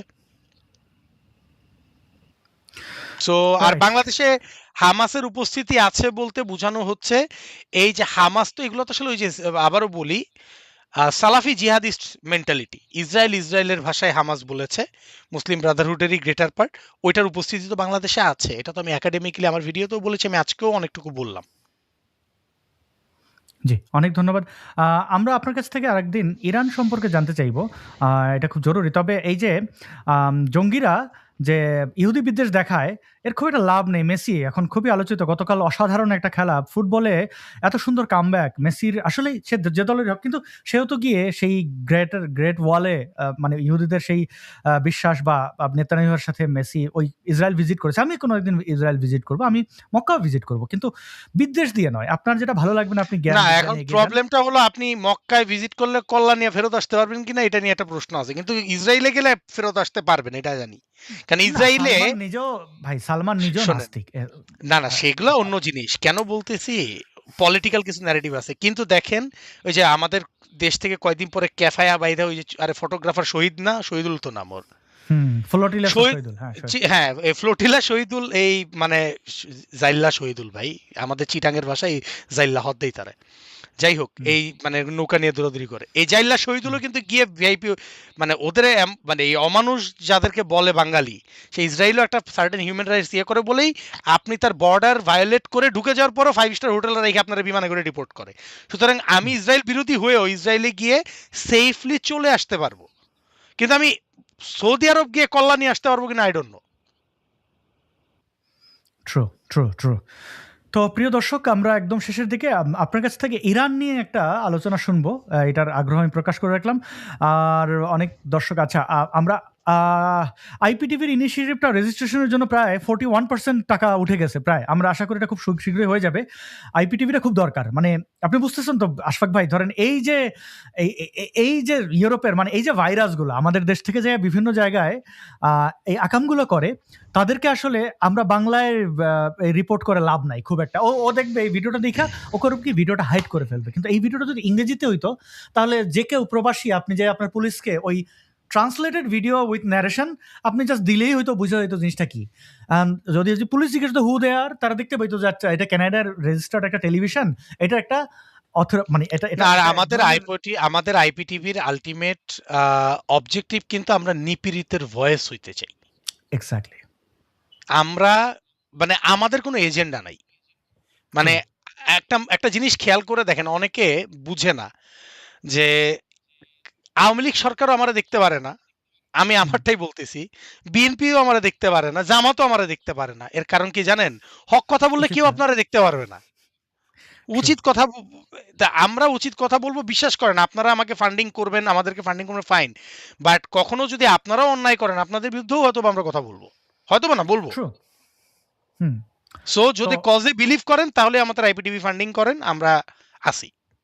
রাইট। এবং সামনে আরেকটা আমি আপনাকে অফলাইনে একটা বলবো, আরেকটা ইনিশিয়েটিভ আসছে। সেটা যদিও ওটা অর্থকেন্দ্রিক না, ওইখানে ফান্ডিং-টান্ডিং লাগবে না। কিন্তু এমন চমৎকার একটা ইনিশিয়েটিভ, বিশেষ করে সংক্ষেপে বললে শিশু ধর্ষণ, নারীর উপরে নির্যাতন, ব্ল্যাকমেইলিং, এই জিনিসগুলা বন্ধের জন্য বাংলাদেশে খুব চমৎকারভাবে একটা কাজ আমরা করছি কয়েকজন মিলে। তো সেটা আপনারা পরে জানতে পারবেন। অবশ্যই এটার নেতৃত্বে নারী থাকবেন, এবং যেন-তেন নারী না।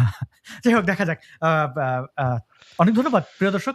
আপনারা সময় দিয়ে দেখেছেন, শেয়ার করবেন সেই অনুরোধ রইল। আশফাকুর রহমান ভাই, আপনাকে কৃতজ্ঞতা, ধন্যবাদ। আপনার জন্য অনেক শুভকামনা। আপনার চ্যানেলটি অনেক এগিয়ে যাক। দর্শক, আপনারা আশফাকুর রহমান ভাইয়ের ইউটিউব চ্যানেলের লিঙ্ক এটার ডেসক্রিপশনে পাবেন। ফেসবুক রিলায়েবল না, ওইটাতে লাইভ করা না করা সমান। কিন্তু ছোট, ছোট ভিডিও এবং লাইভ আশফাকুর রহমান ভাই ইউটিউবে করছেন। ফেসবুকে হয়তো আপনি খুব একটা করবেন না, কারণ ফেসবুকে ডিলিট হয়ে যায়, কপিরাইট অনেক ঝামেলা, তাই না? মানে ফেসবুকে মানে আসলে কি ফেসবুকে খুব ফালতুভাবে আপনাকে কপিরাইট স্ট্রাইক দেওয়া যায়। হুম। এই জিনিসটা আমি রিসেন্টলি আবিষ্কার করছি, কারণ প্রচুর বট অ্যাকাউন্টের অ্যাটাক তো আমিও দেখি। একটা পাবলিক নিউজ, মনে করেন জামশেদ হুজুর পাবলিকলি বলছে যে এই ধর্মের নামে খারাপ ছেলেগুলা, আমি ওইটা পোস্ট করছি, এটা নাকি কপিরাইট। বুঝলাম না মানুষের, মানে আমার একটা পাবলিক কোর্ট, এটা কিভাবে ইন্টেলেকচুয়াল প্রপার্টি?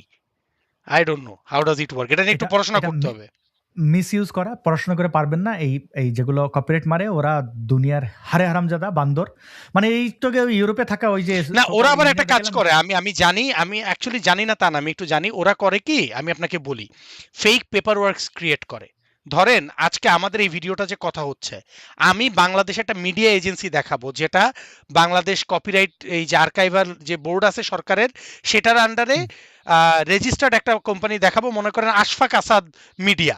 সেই মিডিয়ার কপিরাইটেড কন্টেন্ট হিসাবে পেপার ওয়ার্কস বানাবো। সেই পেপার ওয়ার্কসটা জাস্ট সাবমিট করে আমার আপনার পাবলিক কথাকে সে কপিরাইটেড কন্টেন্ট বানায় ফেলতেছে। কিন্তু আদৌ বাস্তবে এগুলো করে না। এগুলোকে করা যায়, আমি আমার অনেক কন্টেন্টের কপিরাইট ছুটাইছি। কিন্তু এখন দেখেন, ওদের ফুল টাইম ওয়ার্ক হলো এসব মানে বাটপারি বটগিরি করা। এটা তো আমাদের অ্যাক্টিভিজম। আপনারও ফুল টাইম আদার প্রফেশন আছে। আমি তো এই জায়গাটাতে খুবই, আপনি আমার ব্যাকগ্রাউন্ডটা জানেন, আমি খুবই নন ইকোনমিক্যালি এই কাজটা করি। I have a very full time academic career and professional career, যেখানে আমার সময় দিতে হয়। তো এই জন্য আসলে কি এদের সাথে ওই যে বসে বসে একটা ধরে আবার এগুলার কপিরাইট ভাঙানো বিরক্ত লাগে। এই কারণে এখন মানে অ্যাকচুয়ালি আমি মানে ইউটিউবে যে জিনিসটা করে, আমি খুব কেয়ারফুলি, খুব লিমিটেড ভাবে মানে ভিডিও টিডিও বা কথাবার্তা দেই আর কি। You also declined your monetization option. You don't want to be. না, সেটা একটা, এটা নিয়ে পাবলিকলি কথাটা বলি। বাট আমি Okay, okay. ইন্টারেস্টেড না। আমার ফেসবুক বা ইউটিউব আমি এগুলো কখনো মনিটাইজ করব না। It's an ideological thing. I have already discussed you in personal. Okay, হ্যাঁ, okay, alright. Thank you so very much Ashfakur Rahman ভাই, এবং প্রিয় দর্শক, আপনাদের ধন্যবাদ। সাথে থাকবেন, এবং আইপিটিভির এই লিঙ্কগুলো আপনারা যেখানে কন্ট্রিবিউট করতে পারেন, ইউটিউব ভিডিও ডেসক্রিপশনে আছে, আপনারা ওটা পড়ে দেখতে পারেন। আমাদের প্ল্যান কি, ওই রিলেটেড ভিডিও আছে, সেটাও দেখে নিতে পারেন। অনেক ভালো থাকবেন, শুভকামনা রইল। আশফাকুর রহমান ভাই, আপনাকে আবার নিশ্চয়ই পাবো আমাদের কোনো একটা শোতে। সেই পর্যন্ত ভালো থাকবেন। ধন্যবাদ আসাদ ভাই, ধন্যবাদ দর্শক শ্রোতাকে ধৈর্য ধরে আমাদের কথা শোনার জন্য। আমি জাস্ট একটু লাস্টে বলতে চাই, প্লিজ আপনারা এখন সামাজিকভাবে এগিয়ে আসেন। মানে অনেক সময় হয়েছে যে রিলাক্টেন্ট হয়ে বসে থাক, ঝামেলাটা আমার না, ঝামেলাটা আপনার ঘরে আসতেছে। আমি বলতেছি না আপনারা রাস্তায় নেমে ওদেরকে মারেন, ভায়োলেন্স করেন। আমি কিন্তু we are not inciting violence. তাহলে আর ওদের আর আমাদের মধ্যে কোনো পার্থক্য থাকবে না। রিপোর্ট করেন, সামাজিকভাবে বয়কট করেন, অর্থনৈতিকভাবে বয়কট করেন। ইভেন পারলে এদের বিভিন্ন ভিডিও, বই, কন্টেন্ট এগুলো পড়া বন্ধ করে দেন। ওদের কন্টেন্ট মনিটাইজ হবে না। ওরা কিন্তু ইউটিউবকে হারাম ডেকে, ছবি তোলাকে হারাম ডেকে, এগুলো থেকেই টাকা কামায়, সেগুলো দিয়ে আপনার বিরুদ্ধে হারাম ফতোয়া দেয়। সো প্লিজ এই জিনিসগুলোতে সচেতন হন, সামাজিকভাবে ভালো হন। দিন শেষে আপনার দ্বারা যেন অন্যের কারো কোনো ক্ষতি না হয় সেই বিষয়ে সচেতন হোক। সবাইকে ধন্যবাদ। জি। আসাদ ভাই, আপনাকে অনেক ধন্যবাদ।